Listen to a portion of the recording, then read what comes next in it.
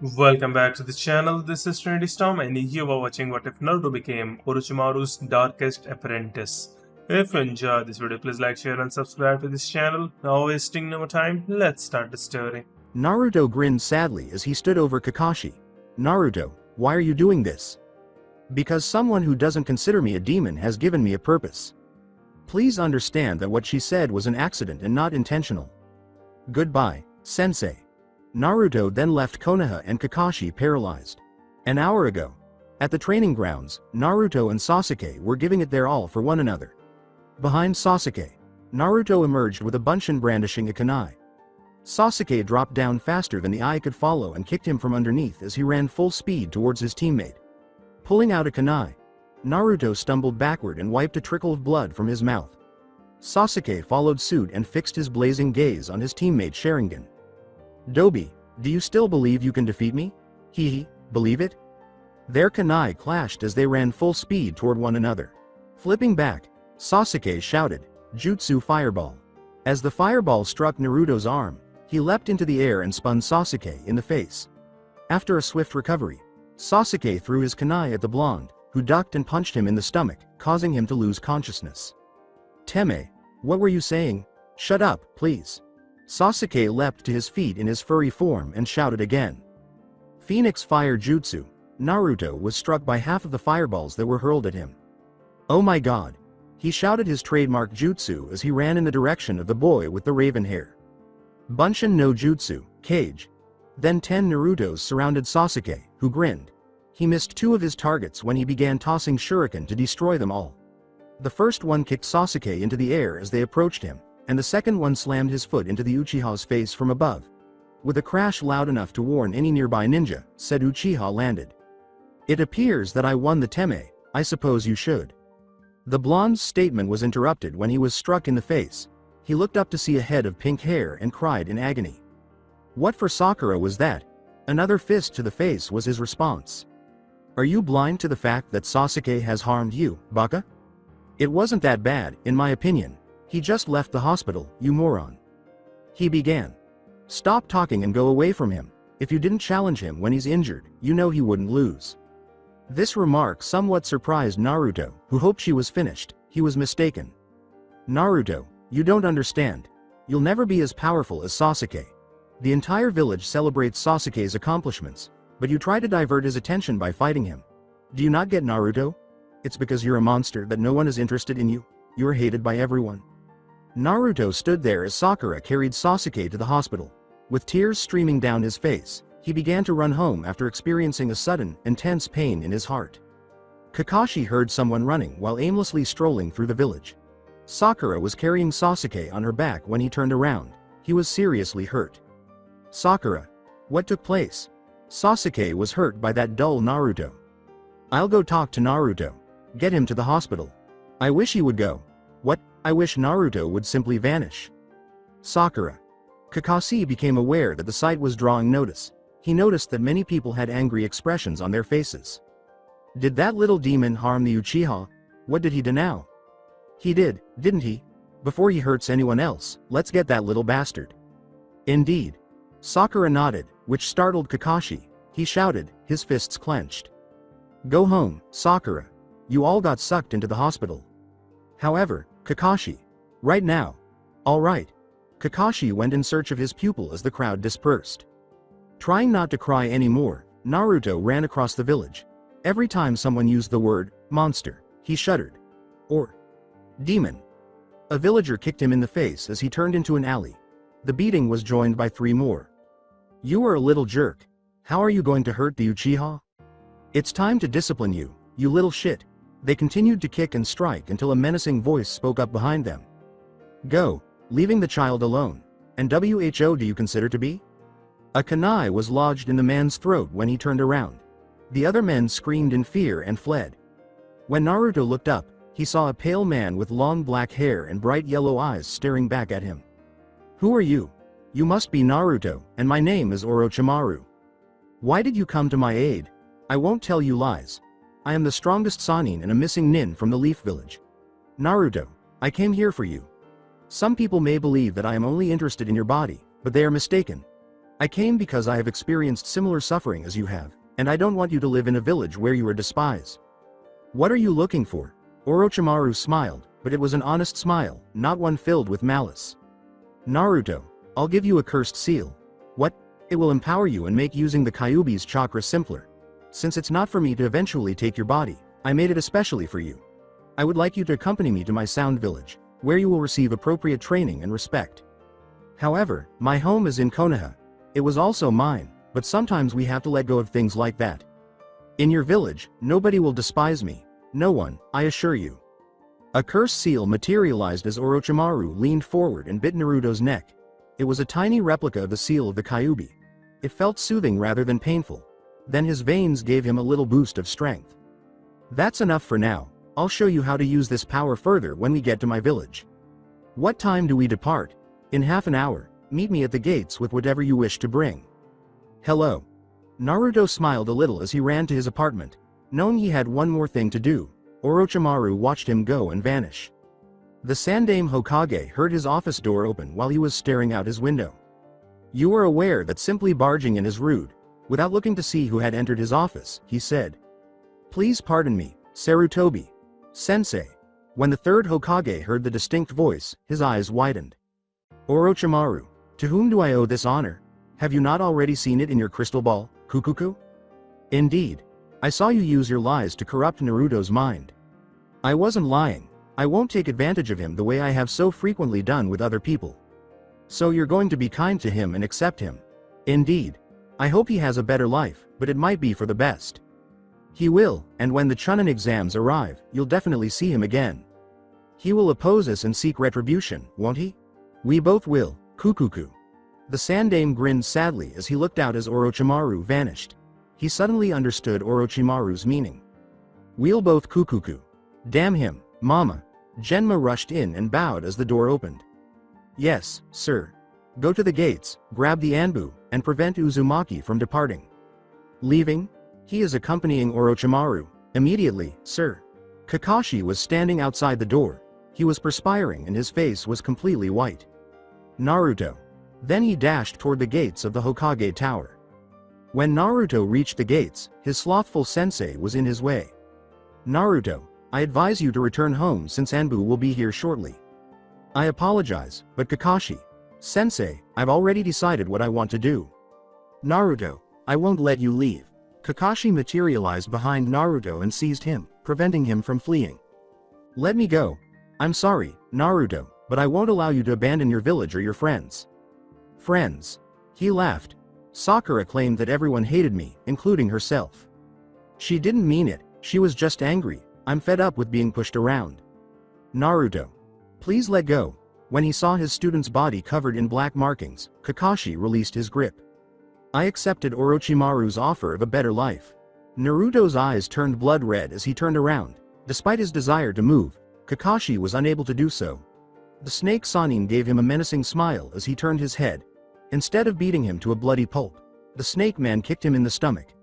The paralyzing jutsu caused him to fall to the ground and was unable to get back up.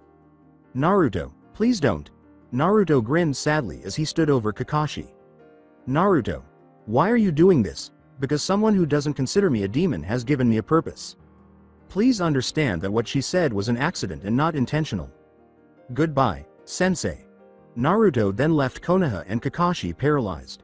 Following his new pupil, Orochimaru disappeared into the night. Naruto. Before he passed out, he sobbed. The villagers gathered to observe the events as the gates of the Sound Village opened. When they saw their leader, many shivered or bowed. A boy of no more than 12 was with him. He had on a sleeveless fishnet undershirt over a black short-sleeved shirt. He was wearing ninja sandals and black pants. He wore a white cloak over it all. However, his blonde hair, blue eyes, and whisker-like scars were his most striking features. Despite his apparent nervousness, the snake Sannin put a hand on his head and spoke loudly. Tell me about Naruto Uzumaki. Since he is the newest member of our village, you are all expected to treat him with the utmost respect. The blonde grinned at these remarks. A slight but noticeable smile. The villagers appeared happy with this, and the ninja appeared interested in him, possibly even showing him respect. After all, he was Orochimaru's newest pupil. The two ninja made their way to the temple of the Otokage. Orochimaru turned to face his new pupil once he was inside. So, are you pleased that the villages have changed? Orochimaru. Sama, yes. Outstanding. I assured you that there was nothing to be concerned about. I suppose you were correct. The blonde chuckled as she spoke. Well, here we are. The elite training room is located here. It's enormous. Naruto noticed 5 ninja observing him from the viewing balcony as they entered the room. However, it was the girl with the pink hair that truly drew his attention. He stared until she shouted. Shithead. What are you looking at? The remark caused everyone to perspire, and Naruto turned red as he glanced at the floor. He heard the girl being spoken to by the large ninja. Tuya, please watch your language. Jirubu, shut the fuck up. Orochimaru continued to walk until they came to a narrow corridor. Naruto accidentally ran into someone while still thinking about Tuya, the girl with the pink hair. He glanced at the person, expecting to be yelled at like in Leaf. It was a white silver-haired teen with glasses and a pitying smile, not an enraged man about to strike him. I apologize for not seeing where I was going, the man with the gray hair said. Ah, Kabuto, I wanted to know when you would arrive. This is Kabuto, one of my best shinobi, Naruto. Kabuto. San, it's good to meet you. No need for these formalities, haha. All you have to do is call me Kabuto. Hello. I have something important to give you, Naruto, so you two can talk later. Sannin, the snake, interrupted. You also said that about my clothing. Yes, but orange isn't really. I like my new wardrobe. In Konoha, I could only purchase oranges. I understand. Kabuto, I'll see you later. After entering Orochimaru's office, the two closed the door. It appears that Lord Orochimaru has finally discovered the secret to increasing the village's power. This is the Kyubi's container.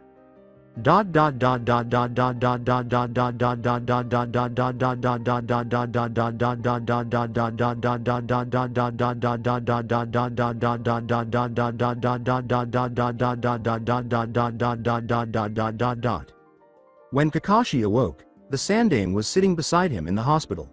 When it all came back to him like a kunai piercing his stomach, he glanced around, wondering what had happened. Naruto. You're up, Kakashi.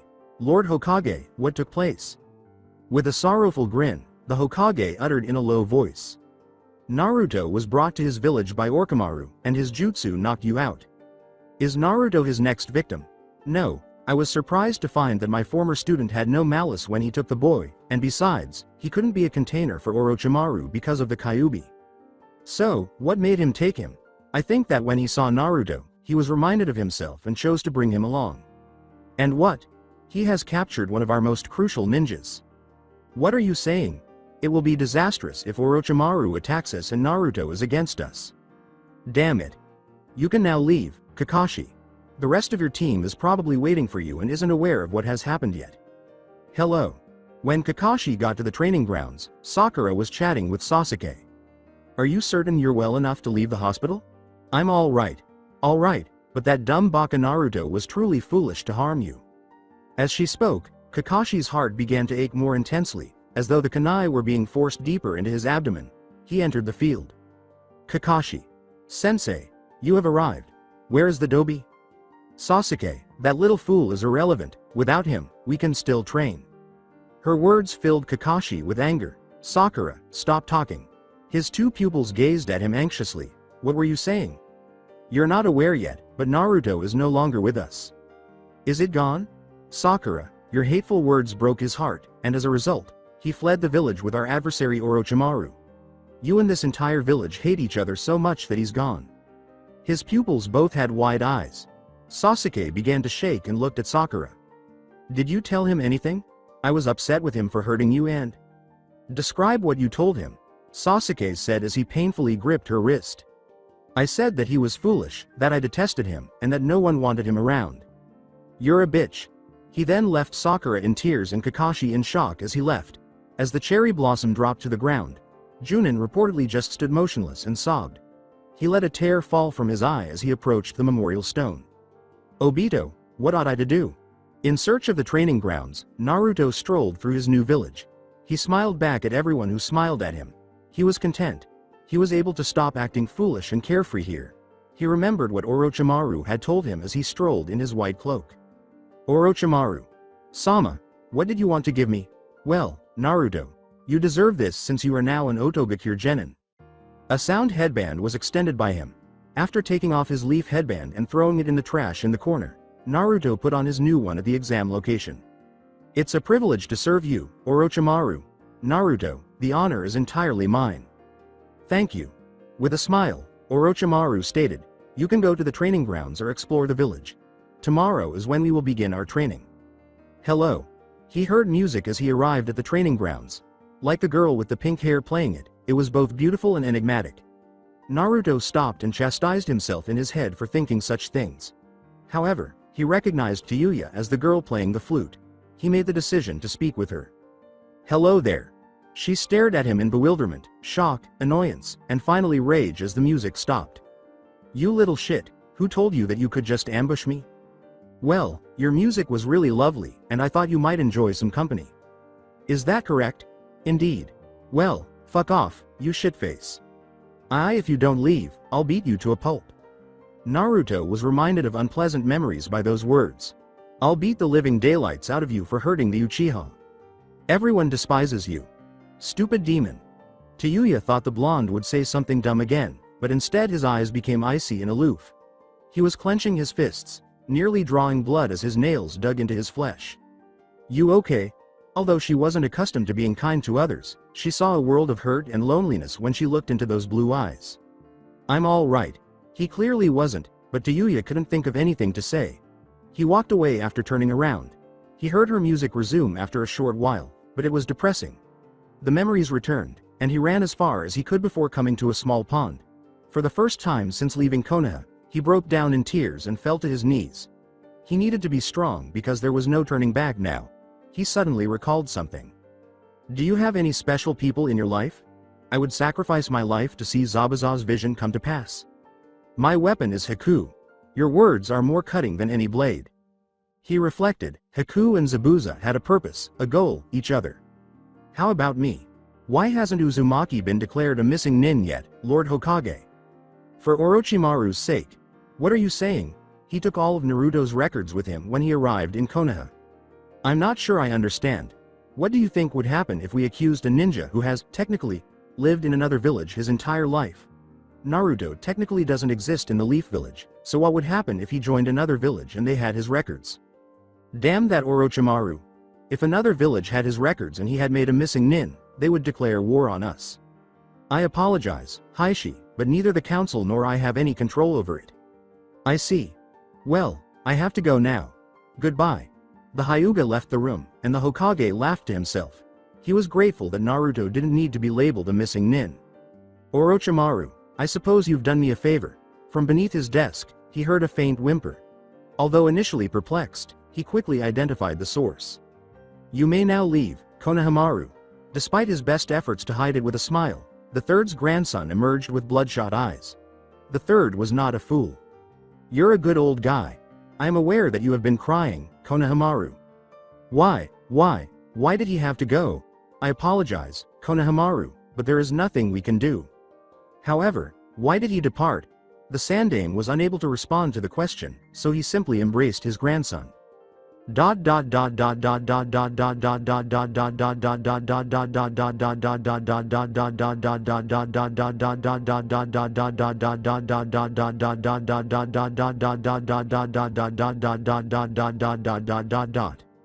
A sound Chunin called Naruto to Orochimaru's office, where he entered. You asked me to come, Lord Orochimaru. Yes, Naruto, let me tell you two things. What? The first is that you will have to select a weapon for yourself during our training. I would need to consider that. I asked you here for a second reason. To inform you that you have a mission tomorrow. Already on a mission? How about instruction? I'll accompany you on the mission, Kukuku, so I can observe your abilities up close. Are you accompanying me? Is it possible for the Otokage to leave his village so frequently? Since I'm your sensei, my rules are different from others, so I don't have to be present all the time. All right. Tuya and Dosu Kinuda are your teammates. She's on my team, right? Even though she is a member of the elite, Kukuku is still a genin. I understand. What is the mission, then? We're supposed to go wave and... Wave. There, I have friends. This is going to be fantastic. Yes, Anyhow, the goal is to eliminate a specific individual who has been a nuisance to us. Kill? Yes, Naruto. You must realize that sometimes we ninjas have to kill people. I get it. Well, as I mentioned, we are to kill.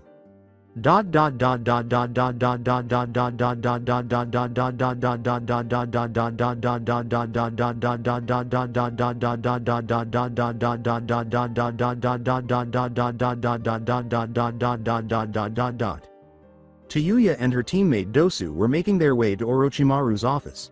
They were going on a mission the following day and apparently had a new teammate. As she approached the door, all of a sudden. No. What on earth was that? I don't know. The blonde-haired child was sobbing on the floor in front of Orochimaru when they rushed into the office. He was bending over and doing his best to soothe the boy, which surprised me. He nodded them toward the back chairs as soon as he saw them. The flute player heard Orochimaru whispering something to the boy as Tuya and Dosu sat down. Unfortunately, Naruto, people can die at the hands of their own friends. When Naruto looked up, his red fox-like eyes and black tattoos across his face caused both Tuya and Dosu to gasp. Recognized Orochimaru. Sama. Only 4 people were awake in the Hidden Sound Village at this early hour. Orochimaru, Naruto, Dosu, and Tuya were among them. Naruto and his sensei were having a private conversation while Dosu was honing his blade and Tuya was playing her flute. Lord Orochimaru is the weapon I have chosen. What would that be, then? Claws. I've been studying some scrolls and discovered some jutsu that are associated with them. You never cease to amaze me, Naruto. Kukuku. Oh. In addition to being incredibly strong, claws are among the most difficult weapons to master. I appreciate the compliment, sensei. I believe I have the ideal thing for you. After entering another room, he eventually emerged brandishing a pair of claws. They shone silver in the moonlight and were as large as one's hand. They were all marked with the symbol of sound and a seal. These claws are assassination claws, according to Naruto. Until combat, they stay concealed in your cloak's sleeves. They're used in conjunction with chakra strings. You push and retract the claws while controlling each string. Additionally, these claws attach to each finger and create a connection to your chakra, which is why each has a seal. Humans are at risk from these because the molding can leave numerous scars, some of which are removed without a finger. What? However, since your tenant's chakra allows you to heal quickly, you don't need to worry about it. My lord, arigato. Naruto was prepared a few minutes later, his claws hidden and retracted.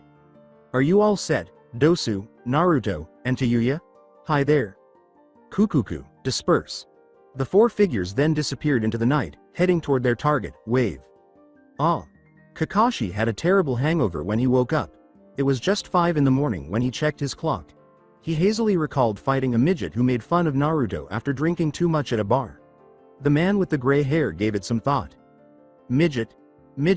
That kid was a kid, huh?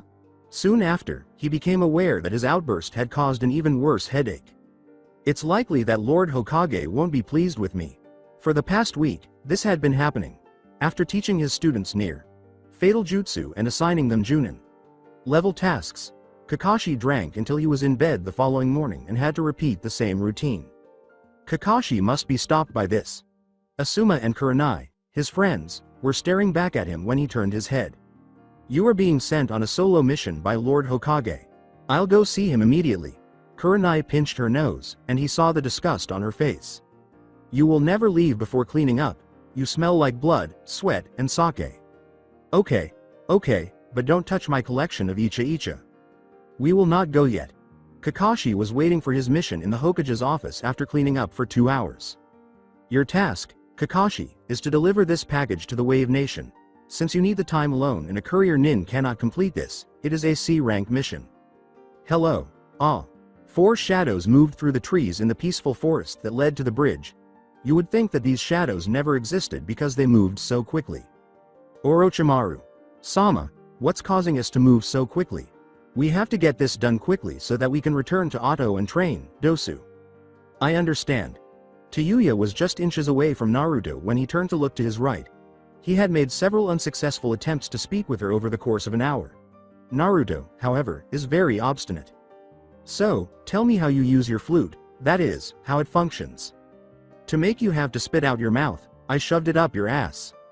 Naruto dropped back to stand next to Dosu once more. I mean, Nobody has ever come close to her, so this is becoming pathetic.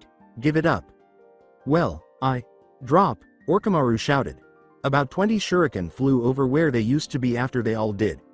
3 Kiri nin appeared in front of them. They all drew kunai and assumed stances. You do the honors, Naruto. Yes, Dosu.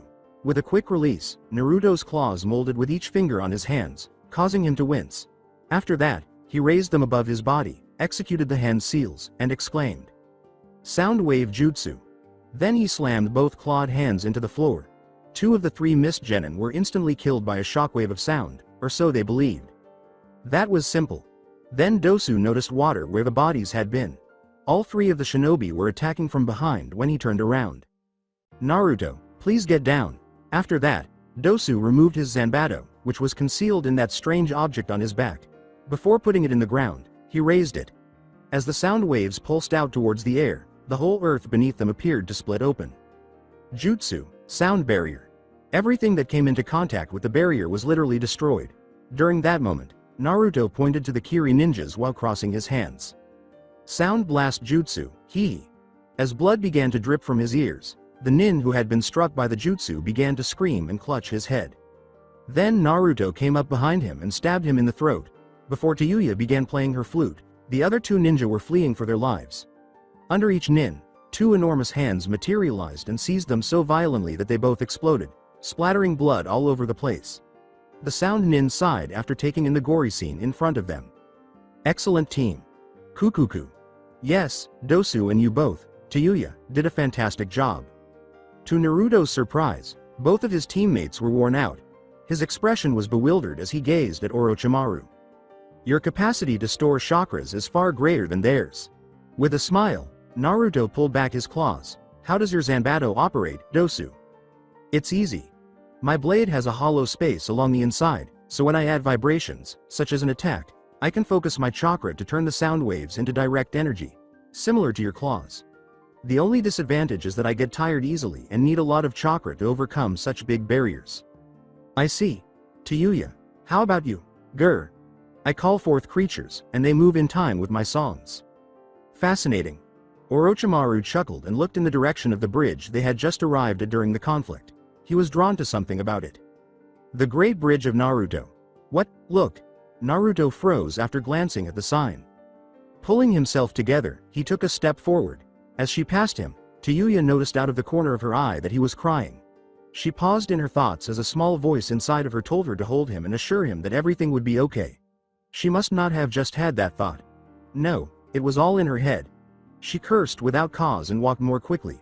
Orochimaru said as he turned to face his new pupil. Naruto, it's almost over. Ah. Inari. The diner is prepared. It's coming. After a long day of work, Tsunade entered the kitchen exhausted. Whoa, I'm exhausted, Tsunade, what's cooking? Fish. Go figure. As the 3 family members were eating contentedly and talking about their days, there was a knock on the door. Tsunade stood up, opened it, and saw Naruto. To see the wave hero, Tsunade and Inari rushed into the adjacent room. Hello, Naruto. What brought you here? Tsunade asked with a smile. When he saw Tsunade sag on the blonde's shoulder, his smile vanished. Blood ran down her back and he turned pale. With tears streaming down his cheeks, Naruto said, I apologize. Mommy. Inari screamed as she collapsed to the ground. She was dead. Her wide eyes were fixed on nothing. As the ninja approached Tsunade, he collapsed to his knees. Why are you doing this, exactly? Have you not been avaricious with Gado's money? It was not so much a question as it was a statement. Have you not hired Kirigakure ninja to help your village? What is important to you? Kiri is Otto's, my village, enemy. What has happened to you, Naruto? Where has that happy boy disappeared to? What made you feel the need to kill Tsunade? Kiri will understand that the goal is to murder you and her, then burn this house down and vanish. What is Inari's situation? He will claim that the Cloud Village was responsible for this. My god, you wish to instigate a conflict between Cloud and Kiri. I won't do it, Inari. If you don't, we'll come back and kill everyone. You wouldn't? I would and will do so, he shouted as he threw Inari out of the house. I hear ripple jutsu.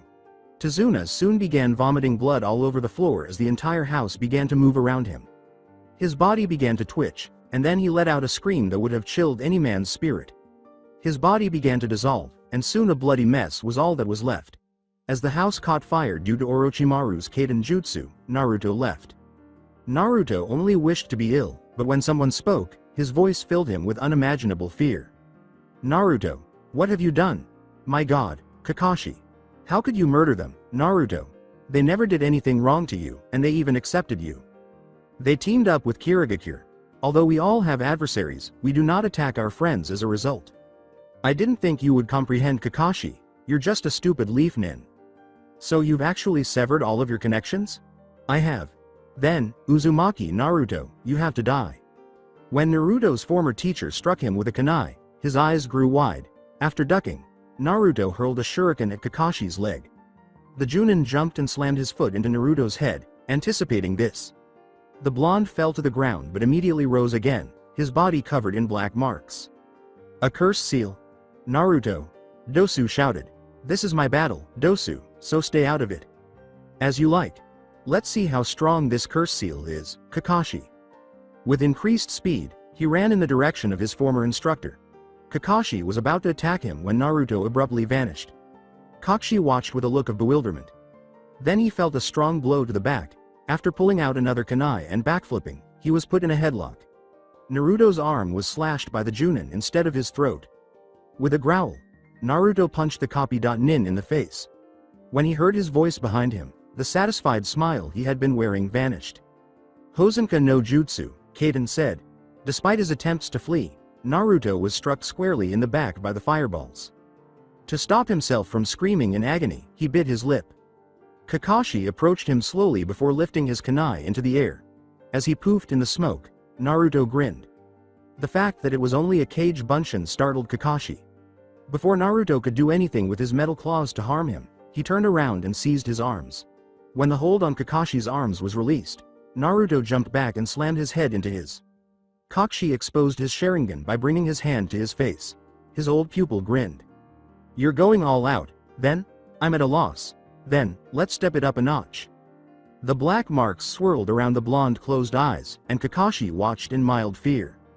He waited in the hopes that Naruto would not discover the true power of the cursed seal. He was mistaken. Naruto opened his eyes slowly, revealing blood-red slits with 9 tiny lines encircling the pupils. Kakashi gasped as he looked into his old pupil's eyes and saw his exact reflection there. He attempted to move but was too engrossed in his image. It began to change, and soon the reflection of the Chunin was slowly dying and bleeding. Kakashi was totally paralyzed when he attempted to tear his eyes away. Tell me, are you afraid, Kakashi? How are things going for you? I can release the Kyubi's chakra through my eyes to show my opponents their impending death thanks to a combination of the Kyubi's power and the curse seal. I've heard of this. Didn't Orochimaru teach you? Yes, he did. Are you prepared to pass away now? Raising his claws in Kakashi's direction, Naruto readied himself for the last blow. Kakashi broke the paralyzing fear by cutting his own wrist. He leapt out of the way and gave Naruto a stomach kick. Then he made some hand seals, bit his thumb, and screamed. Kuchios no Jutsu. A huge dog materialized in front of Naruto, and his eyes grew wide. The dog sprinted over to bite his side. Despite his best efforts, Naruto was unable to kick the dog. The dog bit him again, this time on the hand, and it refused to let go. Sweating, Naruto attempted to push the dog away. Naruto began to bleed heavily as the dog bit him more forcefully. You are a stupid fool. Damn it, let go. These ninkin are trained to hold onto their prey until it dies, so it's useless, Naruto. Kakashi, damn you.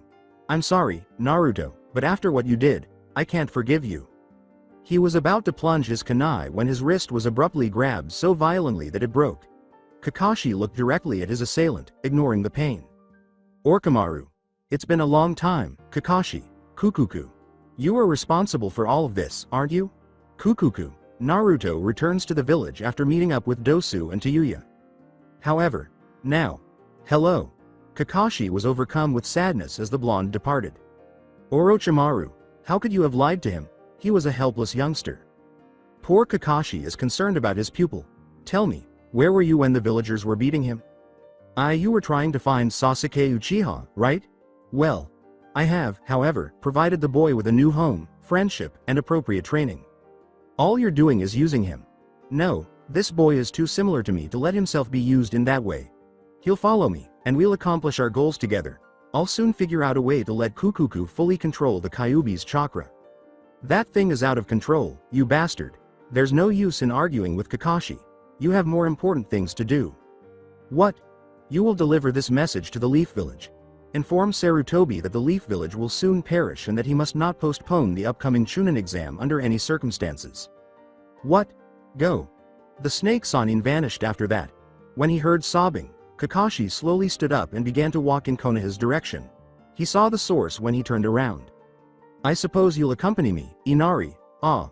Kabuto was gradually cleaning Orochimaru's office in preparation for the Hokage's return when he heard a metal object cling as he was emptying the trash. Hite. 8. A leaf was visible when he removed the object. Considering that Naruto must have thrown it out when he received his new one, he grinned slyly.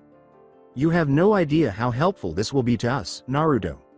After cleaning the office, he put it in his pocket and went outside to see 4 figures enter the gates. Dosu appeared contemplative, Tuya appeared in rage, Orochimaru was joyful, and Naruto remained silent. All of you have been dismissed, the snake Sannin said. Hello. After waiting for the blonde to disappear, Naruto and Tuya both left the temple. Kabuto quickly followed Orochimaru as he entered his office. Dosu simply entered his room. Kabuto posed a question as Orochimaru took a seat. How did it go, then? Fantastic, everything proceeded according to plan. Everything? Yes. Tensions in Kiri will soon increase because I used genjutsu on the entire village during the mission, leading everyone who saw the massacre to believe the Cloud Ninja were responsible. Thus, when it's time to destroy Leaf, Cloud and Kiri will be too busy to get involved. What's left, then? We have to turn Suna against Leaf first. After that, I'll sneak into Konoha. In your garbage, I discovered Naruto's Hite. 8. Fantastic. All I have to do now is have Kakashi deliver his message to Konoha. Kakashi. Yes, he came and battled Naruto, using the Kyubi's chakra and his eyes to strengthen Naruto's curse seal. Fascinating. What about the other members of the team? Dosu might be an issue, and Tuya has her own method. How? I'm considering giving him the melody arm because he expends too much chakra. How is his Zanbato doing? He'll save it for opponents who pose a greater threat. Is he aware? Yes, it was he who asked me. Okay, I have to get to work making plans for the Chunin exams. Good. Ah. Tuya heard a shout as she was making her way to the training area. She pursued the noise until she located its origin. When she saw Naruto encircled by red chakra and a wasteland where trees once stood, her eyes widened. Damn you, Kakashi. I swear to God. He then punched a big rock until his hands were covered in blood. Lord Orochimaru had to save me after I lost to you. I'm still weak. With a laugh, Tuya shouted, you know you're fucking pathetic. What were you saying? With a sigh, Tuya approached the blonde whose red chakra had vanished. He gave her a furious look before she raised her hand and gave him a forceful slap across the face. Put an end to your whining and get your act together. If you train, you might get stronger, fucking hell. Her words simply left Naruto stunned. With a sigh, Tuya turned to leave after hearing. Tuya, thank you. She was taken aback. She had never received gratitude for anything until that moment. She blushed before she could stop herself. I can't blush. Damn it. This little shit isn't even to my taste. He's cute, weak, and pitiful. What am I saying? What on earth's wrong with me? Oh shish. He's looking at me with that sickeningly joyful expression. As the girl fled through the forest, Naruto watched in confusion. Then he suddenly broke into a smile. Did I cause her to blush? He heard a knock on his door as the Sandaime was explaining their mission to Sakura and Sasuke. Enter. Kakashi entered the office slowly and was taken aback to see his 2 students there. Sasuke finally forgave Sakura for what she had done to Naruto after they grieved for several days. Was your mission accomplished, Kakashi, and are you feeling better now? Behind Kakashi, a small boy emerged, and the Hokage scowled a little. He heard Sakura and Sasuke gasp in surprise. Inari. Why is he in this place, sensei? Kakashi said in a low voice as his eyes grew dark. They killed Tsunade and Tazuna. Sakura began to cry at this point, and Sasuke yelled angrily. Who was responsible for their deaths? It was Naruto. Throughout the whole room, there was silence. Everyone felt as if they were being choked by the silence. No, it isn't possible. I apologize, but I have to speak with Lord Hokage right now. Hi. After both of his students departed with Inari, the Hokage finally spoke. What took place? Kakashi then began to share his tale. A Chunin noticed a figure approaching as he stood idly observing the Konoha gates. He leapt to his feet and spoke gravely. Give your name. My name is Yakushi Kabuto, and I am a leaf ninja. Come on in, then. As he ran across a field, Naruto's gaze was fixed on the lone figure. When his target punched him in the face, he began to close in. The blonde managed to get away, but as soon as he did, his vision became blurry. You've mastered the melody arm at last. You didn't anticipate me taking so long, did you? Well, you're quite slow, Dosu. As Naruto vanished in smoke, Dosu recognized his error. Cage Bunshin, damn you, Dosu, think quickly. There was a claw above him, and Dosu flung himself to the ground like a kunai. When he jumped up, he saw his blonde teammate making hand gestures. Genshuku no Jutsu Auto. Dosu collapsed to his knees as the sound's weight pressed against his eardrums. The disorientation made it difficult for him to see, but he was able to spot an opening. He shouted as he slammed his right arm into the floor. Auto Shuha. Naruto's jutsu was dispelled as he was thrown several feet away. He pulled out his claws and recovered quickly. Abruptly, he leapt into the air and plunged in the direction of his friend. Tatsumaki Gasunkugi. Spikes swirled toward Dosu from all directions, and he fled for cover. He reached a tree and bided his time until his teammate was exhausted. The sweat-covered blonde fell close to the tree, just as he had predicted. I suppose I'm not able to maintain that jutsu for very long. No, I suppose not, Naruto. Let's return to the temple since I am unable to continue. Hello. Sasuke collapsed to his knees, panting, and Kakashi sighed. You must learn the Chidori by copying my speed with the Sharingan, Sasuke. Hi. Sasuke growled and sprang to his feet, sprinting toward his mentor. He began charging the technique by raising his left arm. He was about to strike when the blue lightning chakra that encircled his arm abruptly vanished. Evidently exhausted, the boy with the raven hair collapsed to the ground. With a sigh, Kakashi reflected. Sasuke, I know this is difficult, but you must master it before the Chunin exam. I hear Sound.Nin will be taking part. When Kakashi heard footsteps, he saw Sakura approaching him, clearly exhausted and holding bloody fists. Fortunately, she was grinning. In between gasping breaths, she said, I did it, sensei. Did you? Yes, I can now strengthen my punches by channeling chakra into my fists. Sasuke used up all of his chakra and will require medical attention if he wishes to train tomorrow. All right, you can take him back to the hospital. You have the remainder of the day off. Hello. The silver-haired man took out his small orange book as his students were leaving, thinking. Naruto, what are you doing right now? Since Dosu was regrettably meeting up with his childhood friend Zaku, said Jenin was currently by herself as she made her way through the Otokage's temple tunnels. Naruto bumped into someone by accident while he was deep in thought. When he looked up, a man with purple hair was staring at him angrily. Be careful where you go, child. Hey, who are you referring to as a freak, kid? Punk, do you know who you're speaking to? One of the Sound 4 is me, Sakon. Do you really think I care? Sakon pulled out a kunai, but a man with white hair stopped him in his tracks. The man's face was pale and his eyes were rimmed in red. Sakon, please restrain yourself. This doesn't worry you, Kimimaro. You must refrain from touching young Uzumaki. Who says, oh yeah? Lord Orochimaru. Why on earth would he say that? Because he is not to be hurt because this is his new apprentice. Sakon stormed off, spewing gibberish. Naruto gazed at the man named Kimimaro in confusion. Hey, what made you assist me? Since you are a pupil of Lord Orochimaru and should not be hurt. I see. Thank you. After that, Naruto ran off in the direction of the Snake Sannin's office. He entered and saw the Otokage reading a document while grinning evilly. You arrived just in time, Naruto. For what purpose? Well, I wanted to let you know that I will be away for a while, so I must give you a training scroll. Where are you headed? I have a meeting with the Kazekage, Sanagakure, Kukuku. What about it? The forthcoming Chunin examinations that you will be sitting for. Yada, Naruto.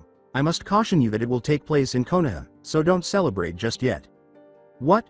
Are you prepared to exact revenge on those jerks for what they did to you, Kukuku? Retaliation? Yes, we will destroy them in the course of the exams. Are you reliable? Greetings, Lord Orochimaru. All right, you can leave now. Hello. Ah. The Sandaime Hokage had just left his tower after completing his paperwork. He went up the stairs of a big building to the balcony under the statues of the Hokage. He sighed as he considered Kakashi's report, staring at each one. Why did you have to do this, Naruto? I suppose we ought to have treated him with more deference. Iruka was standing behind the Hokage when he turned around. Although the Chunin was grinning, it was clear that he had been in tears. He was certain that Iruka genuinely cared for the boy more than anyone else. Lord Hokage, I still find it hard to believe. Without him, nothing seems normal. No more jokes, no more laughter, and everything is being celebrated by the villagers. I should have known they would do something like this, but I'm powerless to stop it. In addition, I have Konohamaru cooped up in his room, sobbing uncontrollably. I've heard that Hinata Hyuga is having a similar issue. At that, the Hokage couldn't help but chuckle. When it came to girls, he really had no idea. Orochimaru might be able to offer him some guidance. After exchanging a brief chuckle, the two men went back to work. Ah. Naruto was in the temple training room honing his skills. He was also aware that it would annoy that jerk Saken because he knew it was designed especially for the Sound 5. A shout from behind him interrupted his work. Hey, why in the world are you in our dojo? Naruto turned to see a strange, armed man. Your name doesn't appear on it. Brat, what did you say? In order to avoid a strange spider web bullet, Naruto had to leap backward. As the spider-like man leapt toward him with the intention of killing, he clenched his teeth. This time, he knew Kimimaro wouldn't be there to save him. He noticed Tuya when he looked up to the viewing balcony. She appeared disinterested. Even though he had previously made her blush, he knew she wouldn't assist him. A kunai stabbed him in the hand he raised to defend himself, causing him to feel an abrupt pain. The pain shot through his arm, and he gasped. He was too strong to defeat. Not in front of Tuya. In addition, he was a pupil of Orochimaru. He was unable to lose. He refused. Kidomaru's eyes grew wide as the black markings began to cover the boy in front of him. Curse seal. Naruto pulled out his claws as his eyes began to flush. As his hand healed, it began to burn. Everyone who heard him was terrified by his voice when he finally spoke. Do you really believe you can defeat me in that manner? What the devil? I guess I'll need to teach you some etiquette. Wah. Fucker, bring it on. Naruto swiftly emerged behind Kidomaru as he ran in his direction. He used one of his claws to strike him. He then yelled and performed hand seals. Katatamashi Koko. A howl from Naruto made the whole temple tremble.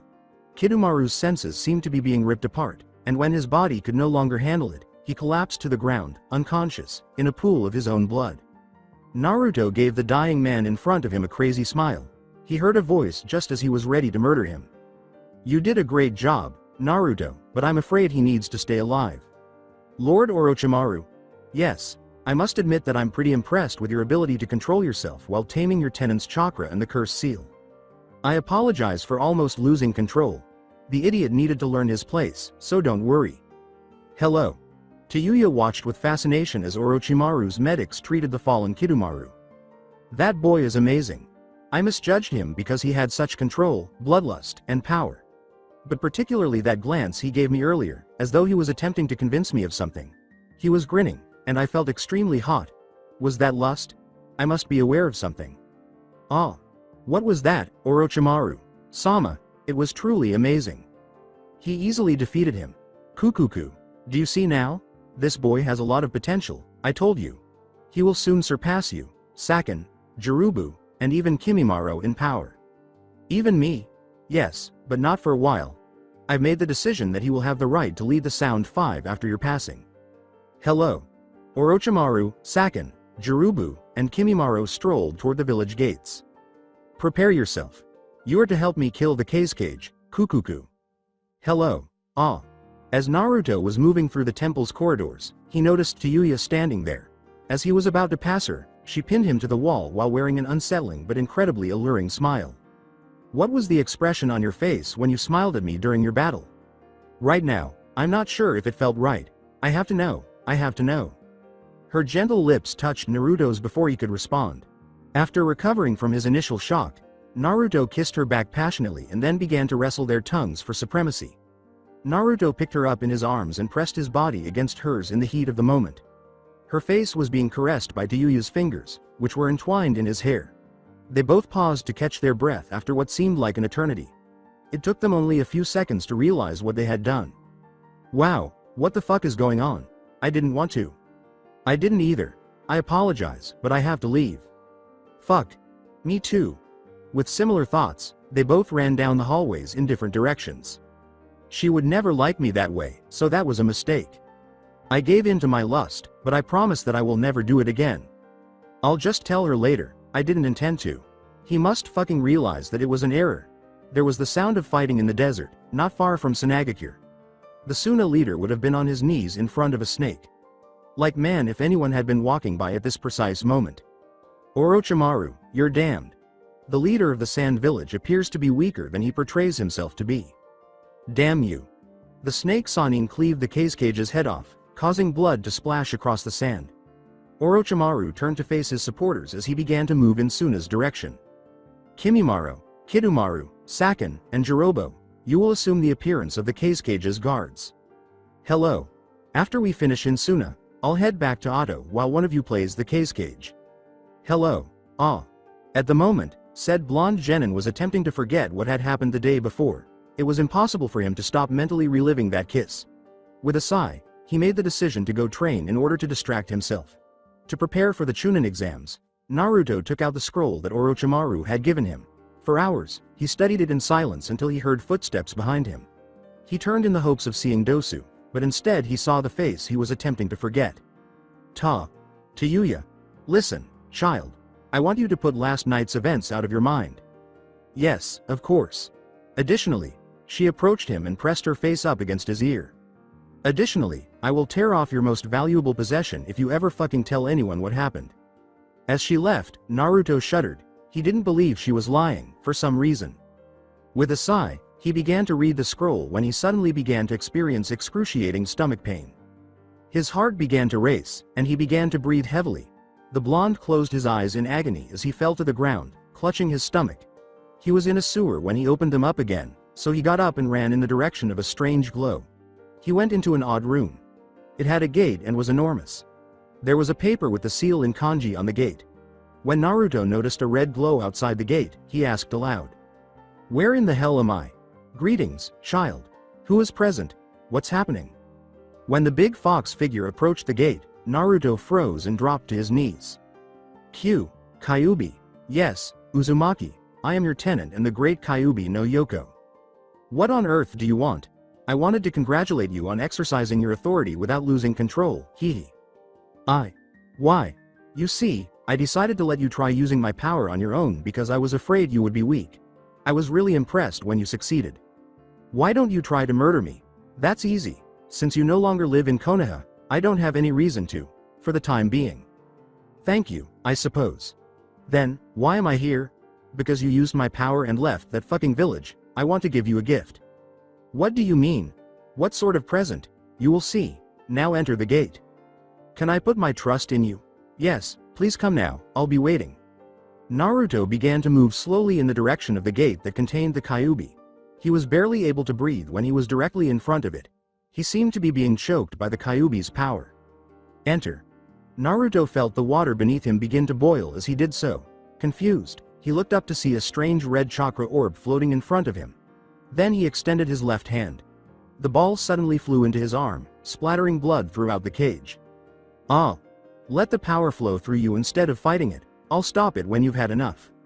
Through tears, Naruto watched in horror as his arm was gradually torn to pieces.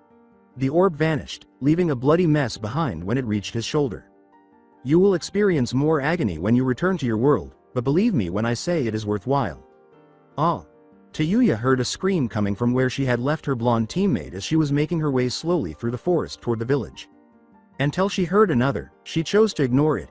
She fled back to the clearing where she had left Naruto, growing agitated and possibly a little anxious. Though she refused to acknowledge it, she was horrified by what she saw when she finally reached it. Naruto was lying in front of her, his left arm ripped to pieces and covered in blood. She picked him up and sprinted in the direction of the temple before she realized what she was doing. He was fading slowly. Hey kid, don't you dare faint. Tuya. Yes, that's me, so you had better stay up late. She screamed as his head lolled to the side. Naruto, get up, now. Tuyuya's irate yet terrified eyes met Naruto's as his eyes opened a little. Tuya called for a medic as soon as she reached the temple. He stared at the blonde in horror when one arrived. What the devil happened? My god! How am I supposed to know? I heard him scream after I had been away from him for about 5 minutes. He was like this when I found him. Damn, if we don't want to die, we have to move fast. What? If something were to happen to this boy, our heads would be in Orochimaru Sama's. They hurried to the medical rooms after that. Said Sannin was now racing toward the Sound Village at full speed. He felt Naruto's curse seal being pushed back not far away. He couldn't have received a demon's gift from the Kyubi. If that's the case, Naruto will be far more powerful than he was before. The gates of the Sound Village were opened as soon as the Hokage reached them, and he sprinted in the direction of his temple. He found Naruto in a pool of blood when he arrived at the medical facilities. It wasn't his own, though. Orochimaru glanced down at a cowering Tuya and a headless medic Nin. Naruto collapsed to his knees and began crying as soon as he saw him. After realizing what had happened, Orochimaru knelt down in front of the blonde. Naruto? How on earth could I have killed him? I slaughtered him. You didn't do anything incorrect, your new power has just been released. Orochimaru Sama, however, he was a sacrifice that was required. You've now discovered your actual power. Take a nap, then get clean and buy new clothes. After, we'll talk. Orochimaru looked at Tuya as Naruto slowly left the room. I know what you've witnessed, Tuya, but you shouldn't pass judgment on Naruto. However, what took place? Allow me to briefly explain Naruto's beginnings.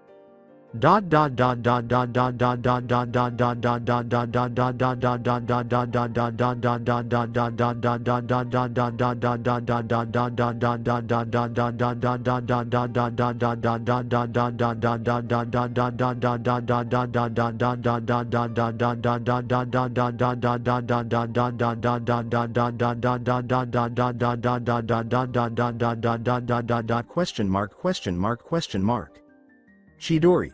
From the Leaf Village's training grounds came a loud explosion. After the smoke cleared, Sasuke was panting and on his knees. Kakashi, the copy.nin, was standing behind him. You've finally mastered the Chidori, Sasuke. Excellent, your limit appears to be 2 shots. Never do more than what you are doing. What if I attempt a third? You will lose all of your chakra and the third will not occur. Additionally, the backlash could kill you, so never try it, I know. Hello. Okay. Sakura and a new teammate will be here tomorrow. We don't require a new one. Actually, how do you intend to pass the Chunin exams? Well, I apologize, Sasuke, but there is nothing we can do. Hello. Kakashi took out his orange book and began to walk back towards Konoha, but he was unable to focus on it. With a sigh, he put it away. What are you doing now, Naruto? Ah. The Kyubi. Yes, Tuya. But Naruto was still a baby when it was sealed into him. Unfortunately, those vile villagers thought he was a demon and attacked, thrashed, and attempted to murder him. Those jerks. Yes, they were awful, which is why I brought Naruto here, Kukuku. Can I rely on you not to treat Naruto like a demon, then? Hello. Kukuku, feel free to go. Orochimaru considered the type of training he could give Naruto as she walked out of his office. After that, he began working on some paperwork, considering. Kukuku, the destruction of the leaves is just a matter of time. Then he came to a halt at a particular document that bore a name. Sasuke Uchiha. Ah. The following morning, Naruto awoke with a sigh of relief that his arm no longer hurt. He entered his bathroom to take a shower and gasped as he passed his mirror. My arm is fine. Hold on, that wasn't always like that. The word, power, was written in red kanji on Naruto's arm. He thought Orochimaru or Kyubi would explain later. He changed into an old pair of training clothes after taking a shower and then went shopping for new clothes. When he finished, he was dressed in a black coat that reached his waist, loose black pants, and a red short-sleeved shirt. The Sannin gave him a smile as he entered Orochimaru's office. Naruto, how are you feeling? Better, but could you tell me more about this? When Orochimaru saw the red kanji, he grinned. He thought of the boy right away. Gaara and his love. Related kanji. Kukuku is a term that perfectly captures who you are. You got it from the Kyubi. It indicates that you have a desire for authority. He gave it to me, but why? It will enable you to freely access more of his chakra. I understand, and I'll get stronger and be able to improve my sound jutsu in that way. Yes, you will. I wanted to let you know, Naruto, that we will be traveling to Konoha in a month for the Chunin exams. Nani? You are officially an auto ninja, so don't worry, they can't hurt you. Yes, but I won't lie, Naruto. Aside from the Chunin exams, the true reason we are traveling to Konoha is to demolish Leaf Village with Suna. Can I rely on you? You can, Lord Orochimaru. Great, tomorrow we'll begin training. Hello. Orochimaru chuckled as he noticed Naruto's malevolent smile as he left the office. Three figures slowly made their way to the Konoha. Only his left eye was visible due to the bandages covering his face on the right. There was a girl with long pink hair on the left. Around her waist was an odd purple bow. The figure in the center wore a smaller purple bow around his waist and had a black hood over his head. Each of them had a sound headband on. They showed their Chunin exam passes and invitations when they arrived at Konoha's gates. With a nod, the guards opened the door for them. The one in the center began to shake as soon as they were inside. The boy with the bandage turned to face him and inquired. Hello, Naruto. How are you? His eyes widened as he noticed Naruto laughing softly and grinning evilly. Yes, Dosu, I'm doing fine. In fact, I'm pretty excited. They waited until someone screamed. They noticed a young boy being held by a Sannin as they rounded the corner. A girl with pink hair and a boy with raven hair were speaking to the Sannin, who they heard was named Kankuro. Naruto intervened before Kankuro could strike the young child. Sand Ninja, maintain your strength for the tests. He was still wearing his hood, and everyone turned to stare at him in bewilderment. Kankuro became enraged and shouted. Stay away from this, Otto. Before anyone could blink, the hooded Otto Nin appeared beside him and grabbed the young boy's wrist as his fist went toward his face. The cracking sound made everyone cringe. Abruptly, a girl with blonde hair approached them while sporting a fan. A voice stopped her in her tracks just as she was about to attack. Tamari, Kankuro. That's sufficient. Gaara. Hello, we should go, but don't assume I'll forget this child. As they left, Gaara gave Naruto a quick look in return. He grinned eagerly as he considered the impending battle. Naruto and his companions began to depart once they were out of sight, but a slack-eyed Chunin emerged behind them. Naruto halted as he spoke. I appreciate you helping my students in Konohamaru, but could you please tell me your names? Tuya. Dosu. And you? Naruto slowly turned around and met Kakashi's gaze.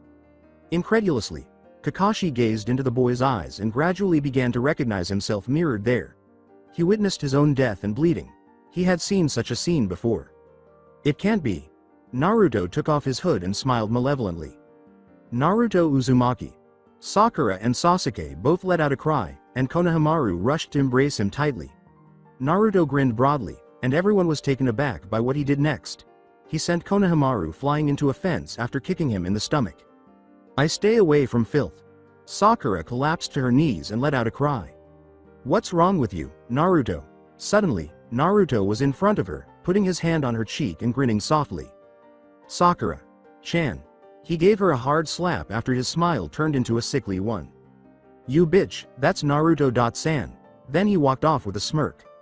He left with his team before anyone could speak. Kakashi went to pick up Konohamaru after feeling as though he could move once more. Shaking, Sasuke slowly assisted Sakura in standing up. Sakura began to cry and eventually collapsed into her teammate's raven-haired arms. She soon started crying, and Sasuke simply held her while glaring at her. Soon after, he cried too and collapsed to his knees alongside Sakura. Kakashi stood there looking dejected. Naruto. Ah. Dosu turned to his blonde teammate farther down the Konoha streets. Are you alright? I am now, hee. By the way, I know of a decent ramen stand where we could have some food. In fact, Tuya grinned at this remark. Some things are constant. That was some pretty good acting back there, by the way, shitface. A serious expression came to Naruto's face. I wasn't acting, to start. Second, be mindful of your language. What gives you the impression that you can tell me what to do with your little face? Perhaps it's because I'm in charge. Tuya continued to hurl more taunts at Naruto while punching him over the head. Dosu laughed and chose to speak up without recognizing her error. Why don't you all just relax? His teammates turned to face him and began shouting together. What have you said? All of their eyes suddenly widened, and they each turned around, grabbing 3 shinobi that were sneaking up on them. After that, they took out kunai and placed them around the attacker's neck. The one Naruto was holding said. How did you find out? As he gently moved the kunai along the man's neck, Naruto's malevolent grin reappeared. Blood began to seep from the paper-cut wound, and the man tensed. Naruto said quietly. The smell of the pigs was detectable. Damn you, demon. With a growl, Naruto began beating the man until he was almost dead. The man's face was then spat on by the blonde Otto.nin. I'll find you if you go to the police crying. After giving a painful nod, the man was carried away by his friends who had been freed. Tuya chuckled and uttered. We ought to go see our friend. Dosu and Naruto nodded, and the three of them departed. Ah. Hokage. Sama, I wanted to ask Kakashi, what's happened to Konohamaru? He suffered injuries from an auto, genin. What? Kakashi then explained the situation to the Sandaime. Did Naruto do this? Hello. Then I will not allow him to leave the village. What? This is a chance to learn more about Orochimaru's plans. I get it. Please bring the new member of your team to them, Kakashi. Hello. Sarutobi sighed and took off his hat as Kakashi left the office. After that, he stood up, took Konohamaru, and led him to his room. After finishing, the Hokage went to his balcony to observe the monuments. Orochimaru, you're always one step ahead of me.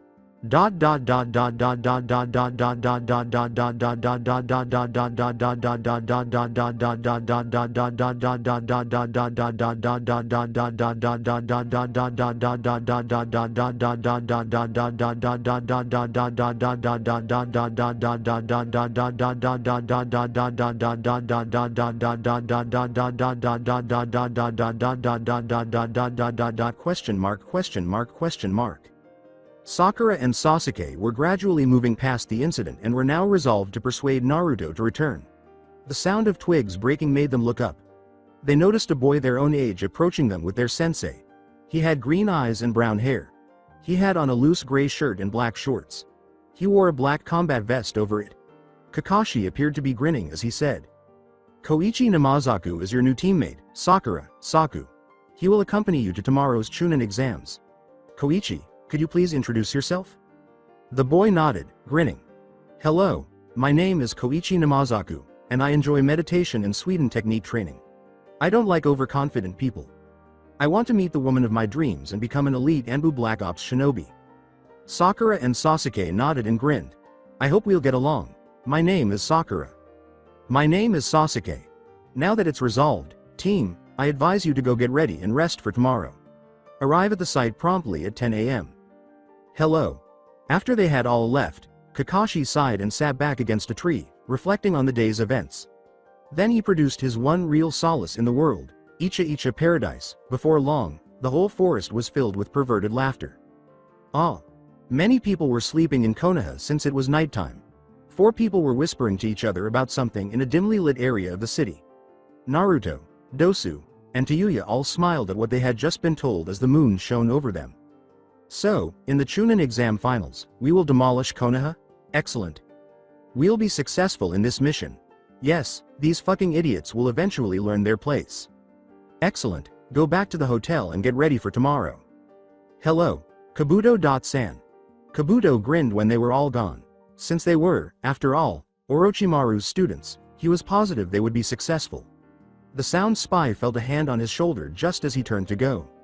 Who visits there? Kukuku, don't worry, Kabuto. Orochimaru. Sama, is everything proceeding according to plan, Kukuku? Hello. Kukuku, excellent work. I suppose I should go back to my responsibilities as Kazekage. Ah. Naruto and his group were already in the exam waiting area at 9 the next morning. They kept a close eye on the shinobi entering from various villages. Before Naruto knew it, it was 5 minutes to 10, and he was watching the rookie 9 converse with Kabuto. Then he heard his signal. Otto.nin are not very strong. After sprinting across the room, Naruto touched Kabuto's ears. Otto Kyokai. Kabuto's head began to spin, and he soon began to shake and throw up a little because everything around him sounded warped. Knowing it was mostly a charade, Naruto grinned. Then he heard gasps and turned around. All of his former allies turned to face him, and his trademark evil grin reappeared. Kiba was the first to speak. Hey, traitor, what are you doing here? Ninja affairs should not be played by losers like you. Kiba, is that a challenge? It's you, bastard, I bet. Kiba felt a kunai against his neck just as he was ready to run in the direction of the blonde. When he noticed Naruto behind him, his eyes grew wide. I haven't tasted fresh blood in a long time, Kiba. Now Kiba was really afraid. A loud voice was heard before anyone else could speak. They all turned to face a man with scars. Your proctor for the first section of the test is me, Ibiki. While I'm here, there won't be any fighting. Naruto returned to his teammate with a shrug, leaving a startled Rookie 9 in his wake. Tuya imitated Naruto's smirk as Dosu laughed.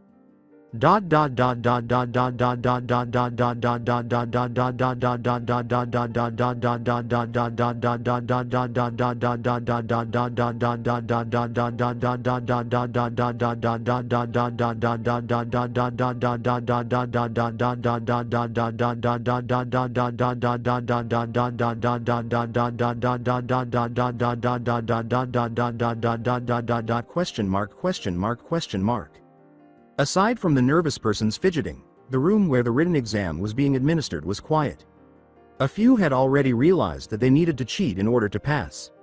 Neji Hyuga used his Byakugan, Gaara used his third eye, Ino used her mind transfer technique, and Dosu used his unique hearing. Regarding Naruto, he was silently gripping his neighbor's wrist, making him thrust his sheet in Naruto's direction so that Naruto could copy. The distinctive cracking sound was heard only by Ibiki. Then he watched with curiosity as the neighbor's wrist was broken by the blonde sound genin. It dawned on Ibiki abruptly that it was one of the Chunin with all the solutions. Ibiki then revealed the guidelines for the 10th question. And before someone got up and yelled, a lot of genin were giving up. In no way will I, Koichi Namazaku, give up. Others appeared to be motivated by the outburst, and before long, no one else gave up, so Ibiki grinned. You all pass. Everyone sighed following a brief explanation and numerous outbursts. However, it was brief because a purple-haired woman rushed in screaming as a window broke. You runts, all right. Ibiki may be softening because he left so many people. Or they're simply excellent. Regardless, you'll be half dead by the time I'm finished. Now come with me to the Death Forest. Ah.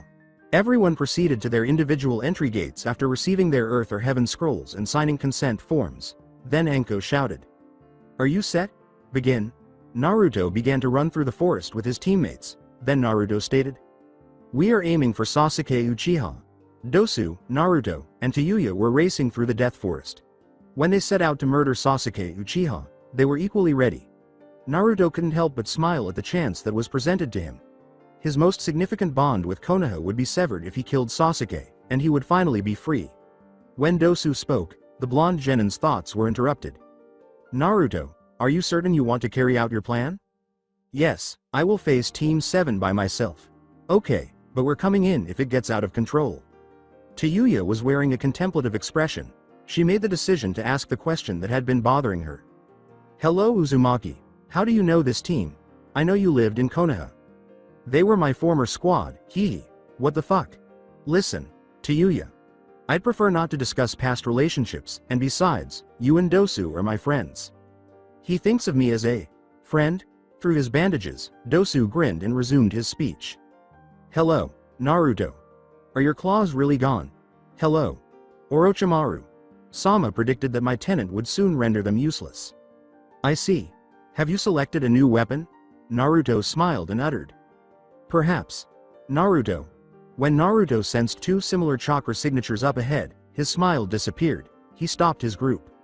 I want you to keep out of sight, Dosu, Tuya.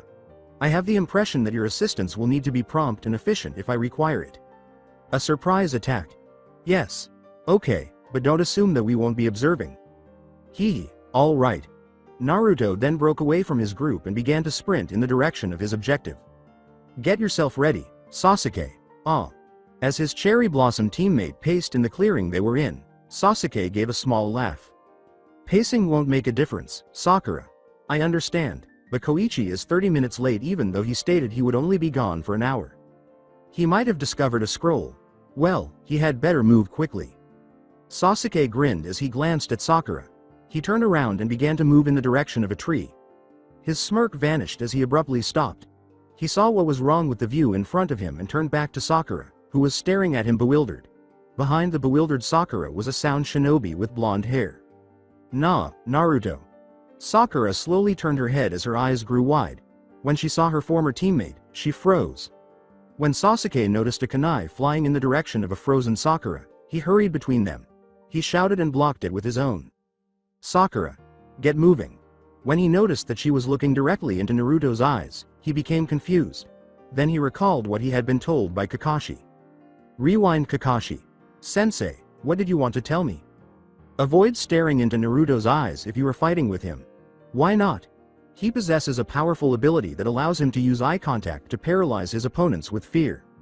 Finish the flashback. Sakura, turn away. She is too weak to understand what is happening to her, so she can't. Sasuke, she's going to pass out shortly. Why are you here, Naruto? Behind Sasuke, Naruto emerged holding a kunai to his throat. Kill you. After kawarmying, Sasuke assumed a fighting stance. I suppose my only option is to battle you, Naruto. I guess not. Naruto sprinted over to Sasuke and struck him in the face. The Uchiha pushed his knee into the blonde's stomach, blocking it.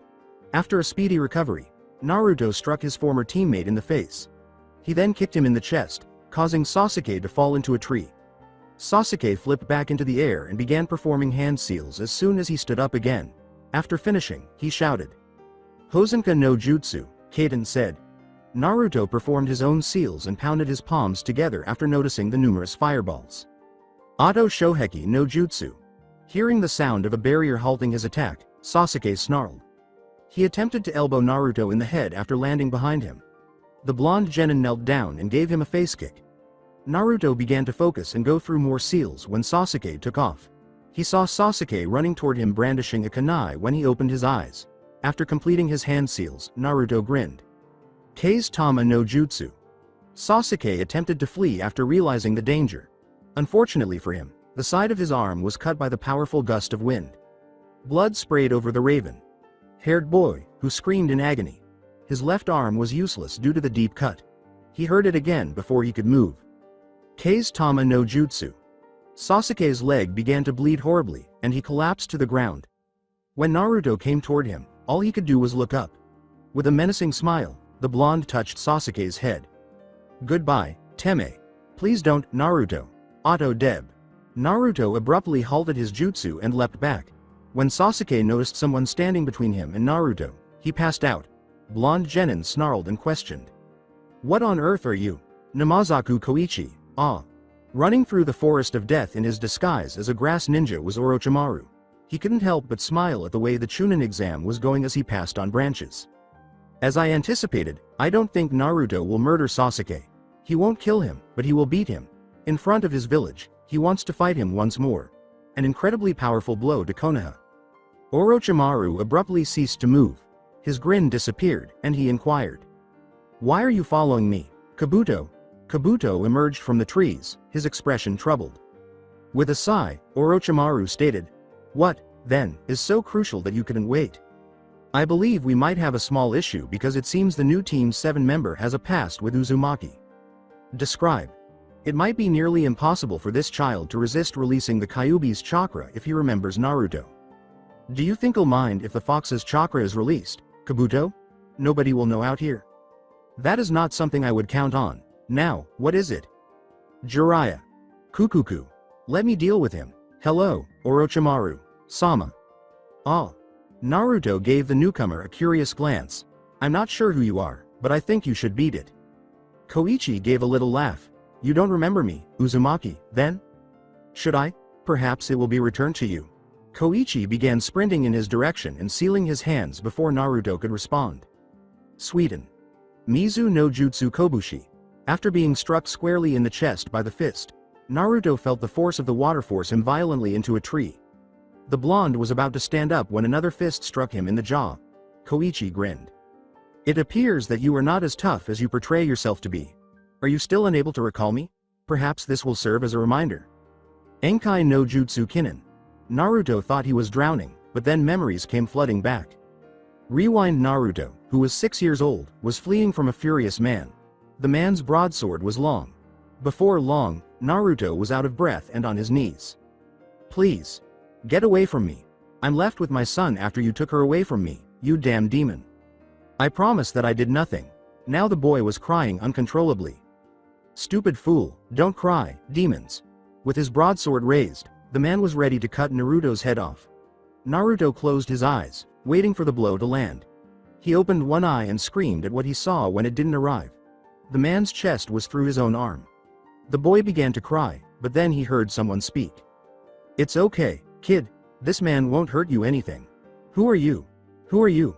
You'll understand one day." Naruto's vision gradually began to blur, but not before he noticed a young brown-haired boy clutching the man while his enraged eyes were filled with tears. Final flashback: Naruto awoke with a shriek. When he saw Koichi staring at him with the same irate expression, he started to shake. Then he realized that this boy was that man's son, and he most likely erased the memory. The boy brandished a broadsword and shouted, "Demon, this is retaliation." Without saying a word, Naruto covered his face with his hair and gazed at the ground. Thunder sounded in the gray sky above them as Koichi began to approach him. "Are you too afraid to fight, demon?" Koichi was startled by what he saw when Naruto slowly raised his head. Naruto's neck was covered in darker whisker lines. He had strange black markings all over his left arm, and his eyes were red. Koichi shuddered as the boy in front of him smiled crazily. "Namazaku, it's time to die." With a furious shout, Koichi charged at Naruto, his blade outstretched. With a growl, Naruto withdrew a black katana that had a red bandage wrapped around its handle. He took a stance and tried to hit the right leg of his opponent. Koichi jumped and dodged, bringing the broadsword down above the blonde's head. The blonde then kicked the leaf genin in the stomach and blocked with his own blade. Koichi cut Naruto's chest after turning around. The healing power of the Kyubi allowed Naruto to recover swiftly. Then he cut Koichi's foot while crouching. Despite his pained expression, the leaf nin refrained from screaming. Rather, he punctured Naruto's abdomen. Slowly, Naruto gazed down at the huge hole in his stomach. He collapsed to his knees as the blood began to pour out. He began to feel weaker and weaker as he coughed up more blood. Before long, he reached the only conceivable conclusion. Even the Kyubi couldn't stop him from dying. Koichi laughed as he watched the boy die. He didn't care that the boy had returned to humanity. His father had been exacted revenge. Not even able to feel the tears streaming down his cheeks, Naruto muttered in a voice that was hardly audible. "Forgive me, please. Chimaru sa-sama, ah." For Tuya, time seemed to stop. Naruto was winning one moment and dying the next. She felt like her heart was being ripped apart, but she didn't know why. The more she witnessed Naruto's suffering, the more intense the pain became, even though she had no idea what it was.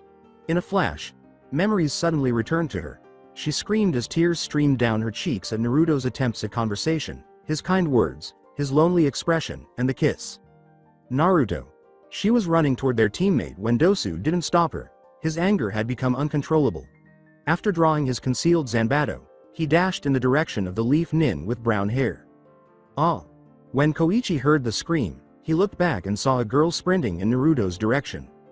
A flash of metal caught his attention as he was ready to intercept. As soon as Dosu's zanbato struck the ground, causing it to tremble, he leapt out of the way. Koichi could see the angry expression in the boy's eyes despite the fact that he had bandages covering his face. Dosu ran in Koichi's direction without even grabbing his sword. The boy with the brown hair raised his sword in a defensive position, but Dosu's melody arm simply swatted it away. Koichi began to perspire. Even though he had expended a lot of energy in the previous battle, he was still capable of fighting. Grinning, he began performing seals. Meanwhile, Dosu began creating his own seals. Sweden. Mizu no Jutsu Kobushi. Kobushi no Jutsu Ato Oshi. A wave of energy swept through the clearing as their fists collided. Both of them struggled for control, but they were unable to achieve it. Tuya was cradling Naruto not far away. "Come on, jerk. Awaken." Naruto remained silent. Tuya yelled and began to cry. "Please, Naruto, return." Still no answer. She quickly came to the conclusion that Dosu would not be able to repel the leaf ninja for very long. Naruto, need you, please return. Naruto. Naruto awoke slowly from a slumber devoid of dreams. His head was surrounded by cold water. He discovered he was in a sewer when he opened his eyes. He began to move slowly in the direction of a low growl. Memories of defeating Sasuke, Koichi Namazaku, the sword wound, and Tuyuya's scream flooded his mind as he entered a large room and saw a large gate with the kanji for seal on it. Naruto let out a cry of sudden terror. "Kyubi! Where are you?" From beyond the gate, the blonde ninja heard another low growl. Naruto had no choice but to cross the gate and locate the source. The great Kyubi lay on the ground in front of him, a foul purple fluid seeping from his stomach. Kyubi. The demon fox opened his eyes and finally spoke after a few tries. Well, timed, boy. What on earth is going on with you? The Namazaku brat, that damn human, had a demon slayer. What is a weapon created by a poison user is called a demon slayer. 12 years ago, before I killed them, poison users were common. You're referring to your attack on Konoha. Normally, I wouldn't have had any trouble healing the sword, but it's possible that it was made with a potent poison. However, why are you impacted? Due to the fact that you were stabbed in the seal, which ultimately messed it up so badly that I also got poisoned. Well, I'm not to blame. The Kyubi managed to smirk at this. There is a way to survive this, regardless of the cause. What is it? Since this is your body, you can defeat the poison by using the curse seal that the snake bestowed upon you. How can I accomplish that? You have to put your palm on my stomach and exert all of your strength. My chakra should be released by the power. Hello. You must realize that there are dangers involved. You can't predict what will happen when my chakra is released because it will enter your body and battle the curse seal. We will perish if I don't try, and I will have let Orochimaru, Sama and my teammates down. There is no other option. Then get yourself ready. Naruto felt the markings cover his body as he activated the curse seal. Lifting his left hand, he walked toward the Kyubi. His stomach was covered in purple marks, and it took all of his willpower to keep from turning away. He was most impacted by the poison there. After applying pressure to the wound, the genin activated the curse seal. After all of the poison had been absorbed by the power, the Kyubi felt the chakra emerge like a broken floodgate. As the active curse seal combined with the crimson chakra, Naruto let out a cry. He attempted to push it away, but it only made the power stronger. He was barely able to handle it anymore, but he noticed something. It was there, though it was dim. Naruto. You're needed. Naruto, Tuya. Consciousness took hold of Naruto as he poured as much chakra into the seal as he could. Ah. Tuya was stunned. She knew Dosu was unconscious when she saw him sag. Koichi came and kicked her in the ribs, stopping her as she slowly reached for her flute. Coughing, she rolled into a tree. Koichi swallowed a soldier pill and grinned. The redhead was then approached by the leaf nin, who took hold of her hair. Although I don't like to hurt girls, I'll give you an exception. She kneed him in the gut and spat in his face. Koichi slammed her head against his knee and snarled. Tuya allowed the blood to stream down her face while suppressing a sob. She was struck in the jaw when she attempted to speak. Koichi threw her into a tree, refusing to let go. He felt the urge to attack her once more. The boy with the brown hair spun around and looked directly ahead. When he saw Naruto slowly rising, he gasped. The curse seal had left black marks all over him. A shiver ran down Koichi's back. Why? You? How? The seal was poisoned by me. Just ignoring him, Naruto moved in Tuyuya's direction. He growled at the sight of her unconscious form. Did you harm her in this way? Koichi was too preoccupied with his thoughts to pay much attention to the blonde ninja. Did you hurt her? I asked. Yes, I did. I have already defeated you once and can do it again. Suddenly, Naruto's heart began to grow angry. What did you do to Tuya? She was pitiful. Haha.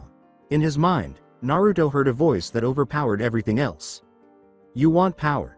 Make use of what you have been given to discover the curse seal's actual power. Naruto surrendered and allowed the curse to rule him. Before long, his entire body began to change. Koichi gazed in wonder as Naruto's body was engulfed in purple smoke. The smoke dissipated after a few minutes, revealing a totally different Naruto. His legs were fox-like, as was his left arm. He appeared to have scales on his purple right arm, which resembled the skin of a snake. He had some orange fur and 3 long whisker marks on the left side of his face. Once more, the right side had 3 tiny black markings and was purple and snake-like. He possessed silver hair, 2 long fox ears, and longer teeth. His blood-red pupils and black eyes were his most terrifying feature. He had 2 tails behind him, a purple snake tail and an orange fox tail. Naruto turned his head to face the frozen leaf ninja and licked his lips with his now long tongue. His malevolent smile expanded, and he was suddenly behind Koichi. So, Namazaku, any final remarks? Naruto stabbed Koichi in the left shoulder with his clawed hand as he screamed. Koichi was kicked in the stomach by the demonic shinobi, which caused him to fly back into a big rock. When Naruto licked his bloodied hand, Koichi slowly stood up and closed his eyes. Then a faint murmur behind his ear caught his attention. "Keep your guard up at all times." After striking Koichi in the face, Naruto proceeded to claw his chest. He then gave his tails a forceful swipe in response. Koichi felt a hand grab his ankle and twist his body in midair as he was launched into the air. He was flung back to the ground with a sickening cracking sound in his ankle. Naruto landed hard on his back as the injured leaf ninja smashed into the earth. After coughing up blood, Koichi was grabbed by the neck. Naruto grinned. "What's the matter? You claim to be stronger than me, right? Bah. Tard." With a laugh, Naruto put his mouth to the brunette's ear. As his ear was literally bitten off, the brunette let out a shriek in excruciating pain. Before wrapping his snake tail around Koichi's body and slamming it into a nearby tree, Naruto repeatedly punched Koichi in the face and spat out his ear. Then he stopped suddenly. As he felt his body shift and let go of Koichi, Naruto snarled. Behind him, he heard a voice. "Kage main, achievement." The sound nin turned to Shikamaru and grinned. Konoha Genin watched in bewilderment until he realized what was going on. "Nah. Ruto? Hi Nara, it's been a while." From their hiding places, Shikamaru could hear his teammates emerging. With a sigh, he allowed them to gaze at the new Naruto.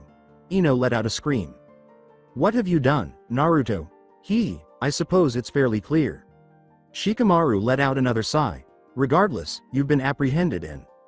When Shikamaru saw Naruto moving his right hand, he halted and gasped.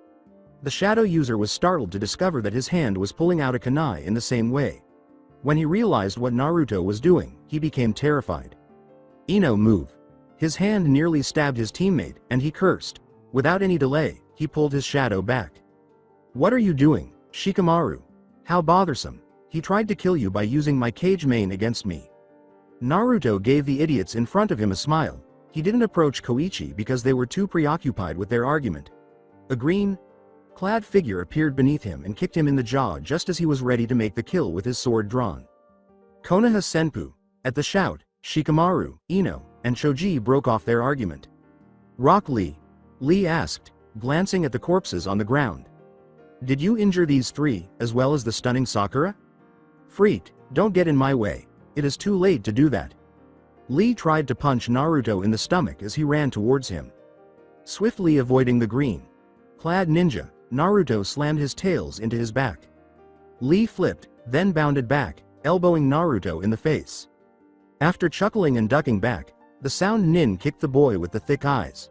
The boy launched himself into the air and drew back a fist as he fell back down. Naruto flipped sideways to slam his leg against Lee's back after swatting Lee away with his foxtail. After using his hands to propel himself upward, Konoha's green beast turned and kicked Naruto in the chest. As he was projected, the blonde-haired Genin snarled, but then he had a thought and smiled. "Can you keep everyone safe down there, Rock Lee? Tell me. What are you discussing?" "What, Kabatsu Senpu no Jutsu, Futon?" Lee's eyes grew wide as he realized what was going on. As the wind pounded the ground in various locations, causing widespread devastation, he glanced at everyone in his immediate vicinity, but especially at Sakura. The image of the boys shaking and the devastation made Naruto laugh. "This is the curse seal's actual power, it's incredible." Shikamaru was considering a strategy when he came to a realization. "Hello, Uzumaki. Aren't these winds arbitrary?" "Yes, but it makes no difference. You'll all get hit." "Does that also apply to your teammates?" Naruto became aware of his error. He used a jutsu that could have killed his own friends because he was so obsessed with eliminating all of his opponents. As Shikamaru had warned him, he suddenly saw a blade of wind moving in Tuyuya's direction. He dashed to her and threw his body over her. He felt the harm being done to his body and gritted his teeth. After it was over, he got up slowly and carried Dosu and Tuya to safety in a hole he had made in a tree. Naruto went back to the Konoha ninjas once he was certain they would be safe. After his injuries healed, he sprang at the gullible Lee. Naruto grabbed the shinobi's head and slammed it into the ground as the shinobi cried out. He was clearly unconscious. Naruto grinned savagely as he glanced up at the Ino Shikacho team. They were arguing about something again after his jutsu ended. The sound nin silently drew his sword and leapt out of their line of sight. He heard a voice shout out just as he was about to hit Shikamaru. "Bukaku no Jutsu," said Kaden. As the massive fireball struck him, Naruto let out a cry. He saw Ino practically embracing Sasuke as soon as he stood up. When Naruto saw that his victim was once more conscious, he smiled savagely. With his sword in hand, he charged at the boy with the raven hair, shouting, "Sasuke! I'll kill you for good this time." After pushing Ino aside, the Uchiha withdrew his kunai. He leapt into a tree and shunshined out of the way just as Naruto was about to strike him. In search of Sasuke, the blonde snarled and leapt through the trees. He heard a strange sound as he emerged into the clearing. It had the sound of thousands of birds chirping. When Naruto sensed Sasuke's chakra spike, his eyes widened. He turned to see the leaf nin running toward him, his hand covered in lightning. Chidori. With no time to duck, Naruto was struck squarely in the chest. He looked at Sasuke's dejected expression as he coughed up blood. "I apologize, Naruto, but this was inevitable." Sasuke turned away from Naruto as he collapsed to the ground, unable to see the hole in his chest. The boy with the raven hair approached Sakura, who was being roused by Ino. He gave her a small smile, and when she saw his bloody hand, she realized what had happened. "Isn't that blood not yours? No, you had no other option." With a sigh, Shikamaru carried Koichi's body over to them. Sakura exclaimed and inquired, "Is he?" "No, he's simply unconscious."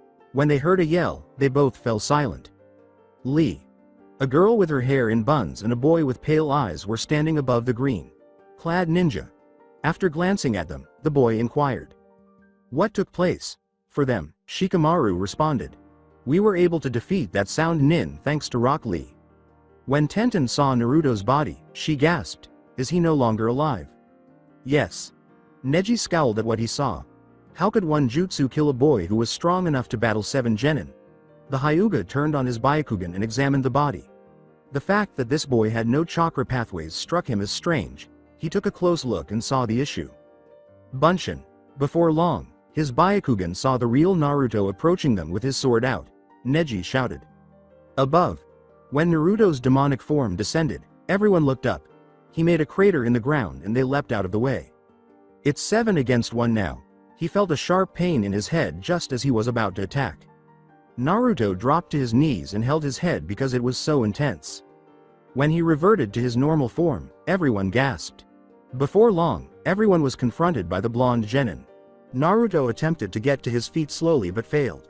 Shikamaru and Neji both drew kunai. An enormous snake materialized in front of them just as they were ready to attack. Dosu and Tuya were also present when Naruto crawled onto its back. They were both awake and slightly shocked. They were removed from the clearing in a flash. The remaining leaf genin began to divide into their own groups after exchanging confused glances with one another. It was Sasuke who spoke first. I appreciate all of your assistance. Ino gave a little squeal. Do you need anything? Sasuke-kun? Sakura surprised her by not yelling at her. For once, she made the decision to act kindly. Hey, everyone has 2 scrolls, correct? So let's all head to the tower. With the exception of Ino's team, everyone agreed that they were all lacking a teammate. Ah. Naruto was reviewing the battle's events in a tiny cave. The sound of a familiar voice jolted him out of his reverie. You've successfully activated the level 2 curse seal, Naruto. Kukuku. Orochimaru's expression abruptly became solemn. Regretfully, I never had the opportunity to caution you against using it for prolonged periods of time. It can do you a lot of harm. For now, don't use it unless absolutely required. Furthermore, how did you integrate both of your chakras? I'm not sure. Orochimaru was aware that Naruto was having problems. What's the matter? I lost control and nearly killed Dosu and Tuya. Kukuku, but you didn't. Instead, you defeated numerous opponents and saved them. However, I failed my mission. No, you can deal with that in the 3rd section of the test. We need to rush to the tower for the exam. I'll be there in disguise, so go ahead. Hello. Tuya was waiting for Naruto when he emerged from the tiny cave. Dosu continued, so let's. Naruto put his arms around her and interrupted her. Tuya was unable to hide her blush. What? I'm happy you're safe. She returned his hug with a smile. Many thanks. They kissed passionately after their faces gradually drew closer to one another. After a little while, they both blushed and withdrew. Each of them became solemn and began to run in the direction of the tower. Let's get this done. Orochimaru emerged from the cave after they had left and turned to face Naruto. A malevolent grin appeared on his face. Everything is proceeding according to plan. Dosu, Naruto, and Tuya were standing in front of the tower where the second Chunin exam section would conclude. When they sensed a familiar chakra, they began to move toward the entrance. Naruto grinned. "Hello, Kabuto. What are you doing in this place? I'm making sure you know what your mission is. We know what to do, so don't worry." "Good. I also wanted to let you know that there will be preliminary rounds because of the abnormally high caliber of teams that are still competing." Dosu looked at Kabuto with one eye. "We all have to pass the preliminary exam." "Yes, but I won't be participating because it would be too dangerous to demonstrate my skills." "That makes sense. Then, we ought to depart. Hello, I'm going to meet with my team. I wish you luck." The three sound ninja entered the tower and unlocked their scrolls as Kabuto vanished from sight. A sound Junin appeared in a puff of smoke. Naruto grinned as he glanced at him. "Well done, Orochimaru. Sama. I have to take precautions because the mission would be ruined if they recognized me." "Correct. In any case, I hope you're ready for the challenge that lies ahead." "We are." "All right, let's go in." Many people stared at them as they walked in. With an evil smile, Naruto looked at everyone in the competition. When he sensed murderous intent approaching from somewhere to his left, he stopped. When he noticed that Koichi was staring at him, he scowled. The ear that had been bitten off was wrapped in a bandage. When he entered, Naruto turned to face Sasuke, who was conversing with Kakashi. The boy with the raven hair turned to face him as if sensing his gaze. He spoke while clenching his fists. "No matter what, Naruto, I'll stop you." As his old teammate began to laugh, Sasuke's eyes grew wide. It was a terrifying, nearly deranged laugh. "My goodness, the legendary Sasuke Uchiha believes he can beat me. I don't think you could possibly harm me, haha." They heard a high-pitched voice not far away. "This time, Uzumaki, you will definitely lose to Sasuke-kun." As Naruto was about to use his paralysis jutsu, Anko materialized in front of him, and he grinned at Ino's antics. "Brat fighting is not appropriate at this time. It will arrive shortly." Naruto placed his hand on her back and gave her a menacing smile. "We had no intention of fighting Anko. You kid, that's Anko-san." Naruto grinned broadly and spoke in a juvenile, malevolent tone. "Oh, is it now?" Through his hand, he infused her curse seal with some chakra. Anko felt her curse seal react like never before, and she had to force herself not to gasp. It was beginning to take all of her chakra and replace it with its own dangerously alluring chakra, she thought. The voice in her head was audible. "Don't be scared. Use its power. Make your rage your greatest weapon." Her legs grew weaker as Anko placed a hand on her neck. Naruto pulled his hand away from her back just as she was about to collapse to the ground. The purple-haired woman saw Naruto's twisted smile and felt her energy return. She whispered as she turned to face him. "The snake can be told to go to hell." Naruto just left, content with his accomplishment. He had once learned from Orochimaru that if he pushed his chakra into someone else's curse seal, that person would lose all willpower.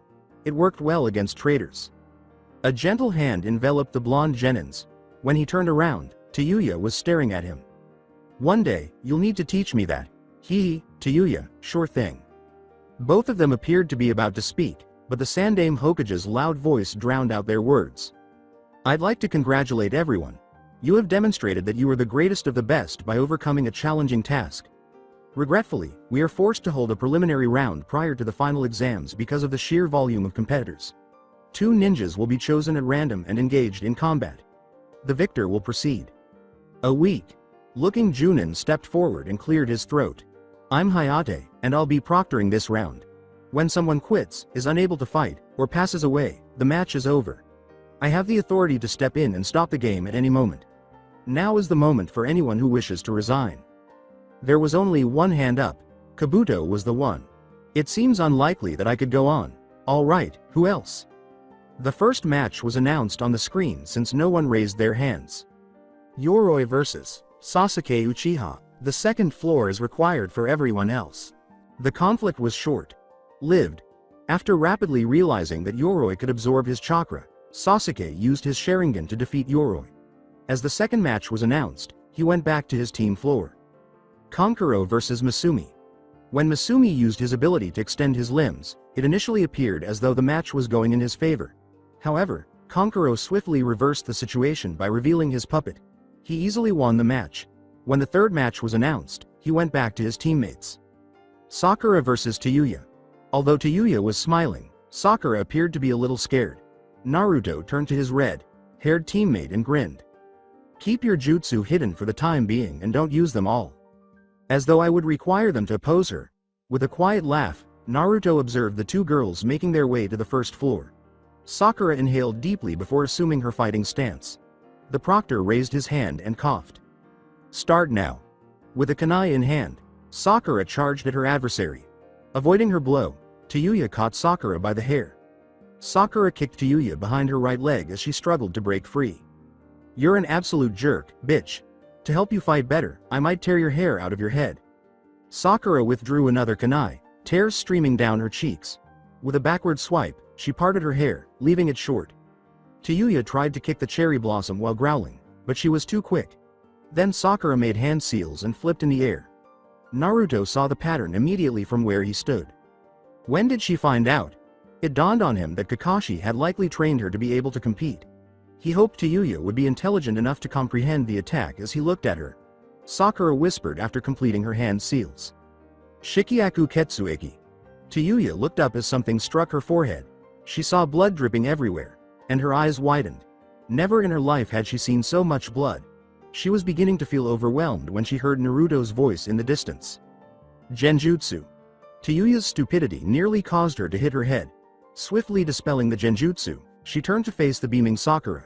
When said Genin saw that her opponent had repelled the attack, her smile vanished. The kunoichi made an evil smile. You enjoy genjutsu, then? After speaking, she took out a flute and began to play. Akumu Kokuyukyoku, Tenma Genkaku. Sakura began to see people appear in front of her as soon as she began to play her melody. The sight of the elderly Naruto laughing with Sasuke filled her with joy.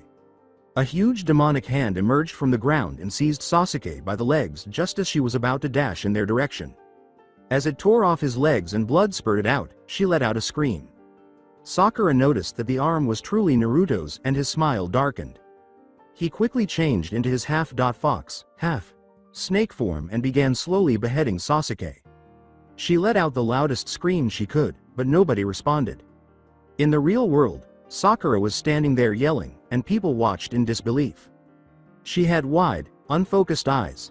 Neji activated his Byakugan as he began to comprehend. When he saw what she could, he gasped. He soon discovered that others were beginning to notice what was going on. Both Kakashi and Sasuke appeared distressed and were carrying their Sharingan. Kurenai recognized the genjutsu. Just as the Hyuga was about to turn off his bloodline, he noticed something. He could see Sakura's heart rate was increasing uncontrollably and was about to become lethal. Neji called out to the proctor on her own initiative. Proctor, she might not survive this match if you don't stop it. With a nod, Hayate intervened, removing Tuyuya's instrument from her mouth. The redhead gave him a fierce look. What on earth was that for? She would have died if I hadn't stopped the match. At least I won, though. Many hurried to Sakura's aid from the stands. As a genjutsu expert, Kurenai assessed the situation rapidly. Make a medical call. She must be taken out of shock. Hello. Sasuke and Lee both gave Tuya a furious look. Lee was the first to speak. You didn't need to go that far. How dare you inflict such severe pain on the lovely Sakura? Sasuke also shared his thoughts. That was simply going too far. The sound of laughter cut both of them off. Naruto was seen laughing hysterically as they turned to face the source. Ha ha ha ha ha, my goodness, I never thought the last Uchiha would do this. You would do anything to outdo your brother in strength. Furthermore, I believe Sakura wouldn't have succumbed to such a blatant genjutsu if she truly possessed some talent. Sasuke's fists were clenched in rage. Everyone else who had previously known Naruto appeared stunned. The Hokage above them was sadly shaking his head at what he saw. You have transformed Naruto. Before long, the Chunin rallied their teams and led them back to the stands. After acknowledging that the matter had been resolved, Hayate declared the upcoming match. Temari vs Tenten. As he grew impatient for his own match, Naruto watched the match with no interest. When Tenten was knocked out, the match ended quickly, and Temari emerged victorious. The screen displayed the next match. Shino vs Ino. Ino fainted when she saw the bugs crawling on her, ending the match in a matter of seconds. As the next match was announced, Naruto let out a weary sigh. Kiba vs Dosu. The two contestants exchanged defiant glances. The proctor's hand rose. Start now. Kiba allowed a cocky smile to appear on his face. Akamaru, let's go. I get to fight an easy opponent, wow. They began using their signature move after Akamaru transformed into another Kiba. Gatsuga. Dosu leapt out of their path and waited for their fatigue. As they did, he sprinted in Kiba's direction, apparently missing him with a punch. Kiba chuckled at the oversight. Funny, you missed me. Everything began to spin as the Inuzuka experienced pain in his ears. Dosu gave him a look and uttered. Your senses are currently being affected by the sound waves from my attack. It's pointless to keep fighting. Kiba snarled and rose. He followed his animal instincts. As if a jerk like you were going to defeat me. He leapt for Dosu, but he missed terribly because his ear pain worsened. Behind Kiba, a shinobi made the sound and struck his melody arm with a kunai. To Kiba, it sounded like an explosion right next to his ears, but to everyone else, it was just a faint metal sound. Dosu was declared the winner after he quickly lost consciousness. As the next match was announced, Kiba was removed from the room by medical personnel. Neji Hyuga vs Hinata Hyuga. Naruto found the match somewhat intriguing, but it was obviously in Neji's favor. Hinata nearly recovered when her confidence was boosted by people who were making fun of her name, but it wasn't enough to keep her from losing. After some remarks about him and his life, Neji had come dangerously close to killing her, but the Chunin intervened. The next match was announced while Hinata was being taken to the infirmary. Gaara vs Lee. Gaara's fighting style piqued Naruto's curiosity. He was strong and bloodthirsty. He pondered whether the plan to destroy Konoha included the Sand Ninja. When Lee opened more gates, he was startled out of his reverie. Clearly, Rock Lee was a formidable foe. Lee ultimately lost and suffered serious injuries. Guy, his instructor, appeared to be quite disappointed that Lee would never fight again. Naruto was becoming increasingly irritated with his opponent and felt that the scene was pitiful. The following match was announced. Ikamaru vs Choji. Choji raised his hand with a small smile. I give up because I don't want to bore Shikamaru, who I already know will win. Shikamaru was a little taken aback. Choji, with a smile, Choji muttered. Actually, I'm experiencing some indigestion, it's problematic. Hayate raised his voice and coughed. Shikamaru wins by default. Next up is Koichi Namazaku vs Naruto Uzumaki. As the two genin leapt down and scowled at one another, everyone fell silent. For the final time, Hayate raised his hand. Start. The two had already begun performing hand seals before he had even finished. Kei's Tama. Mizu Tama.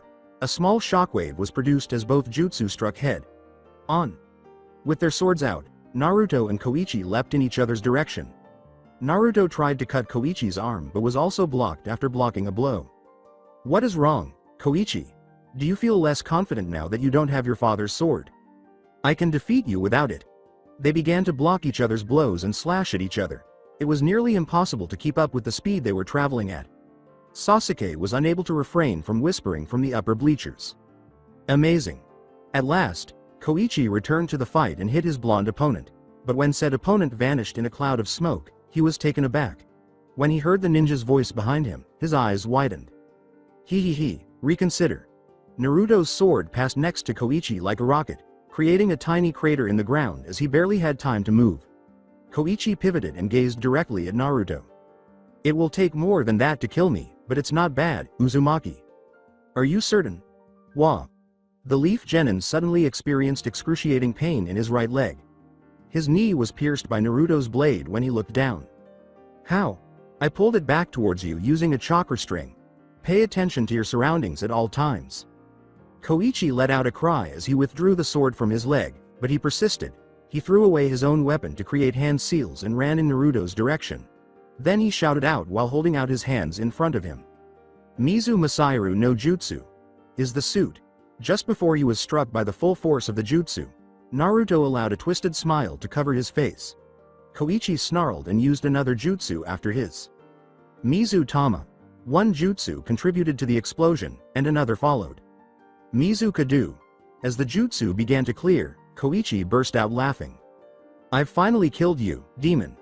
A tail of red chakra emerged from the smoke, sending Koichi flying across the room and causing everyone in the room to gasp. Everyone was shocked to see Naruto standing seemingly unharmed when the smoke completely cleared. His features changed and he was surrounded by red chakra. He had blood-red eyes, longer whiskers, and claws. He approached his opponent slowly while grinning an even more twisted smile than before. Koichi raised his head and shouted. What the hell is going on with you? Did you really believe that I could be healed by such a weak jutsu? With a cry of rage, the brunette began performing more hand seals. Mizu Tama, Isu Hari, Mizu Masairu no Jutsu, is the suit. Mizu Bakuden no Jutsu, is the Sweden. Despite his heavy breathing from all the jutsu, Koichi grinned, believing he had killed Naruto. When said opponent emerged unscathed from the smoke and debris, his eyes widened. You? How? Naruto gave him a cunning smile and spoke in a voice that made everyone freeze. Koichi, you said it yourself. I'm not human. Naruto grabbed Koichi's left hand and literally tore it off as he let out a cry of pain. Red chakra pierced his left leg as he attempted to retaliate. Naruto felt fantastic. He had heard and accepted the Kyubi's offer of chakra. Its sensual force was now coursing through him. Occasionally, he heard faint whispers telling him to kill, destroy, and feed. He threw a kunai at every corner of the room and gave Koichi a sick smile. Shoheki no Jutsu Ado. When Koichi saw the barrier, fear took hold of his heart. Naruto glanced at him and laughed. Nothing enters or exits now. Naruto grabbed Koichi by the arm and snapped it when he attempted to stand up. When Koichi screamed once more, Naruto punched him, causing his jaw to dislocate. Naruto became excited as he saw Koichi's bloodied body. Stunting a hand through his stomach, he approached the brunette. It was like a blood fountain when he pulled it out. All Koichi could do was murmur. Please, please, please, stop. With a sick laugh, Naruto began to pour demonic chakra into Koichi's body. Koichi felt as though something was burning inside of him.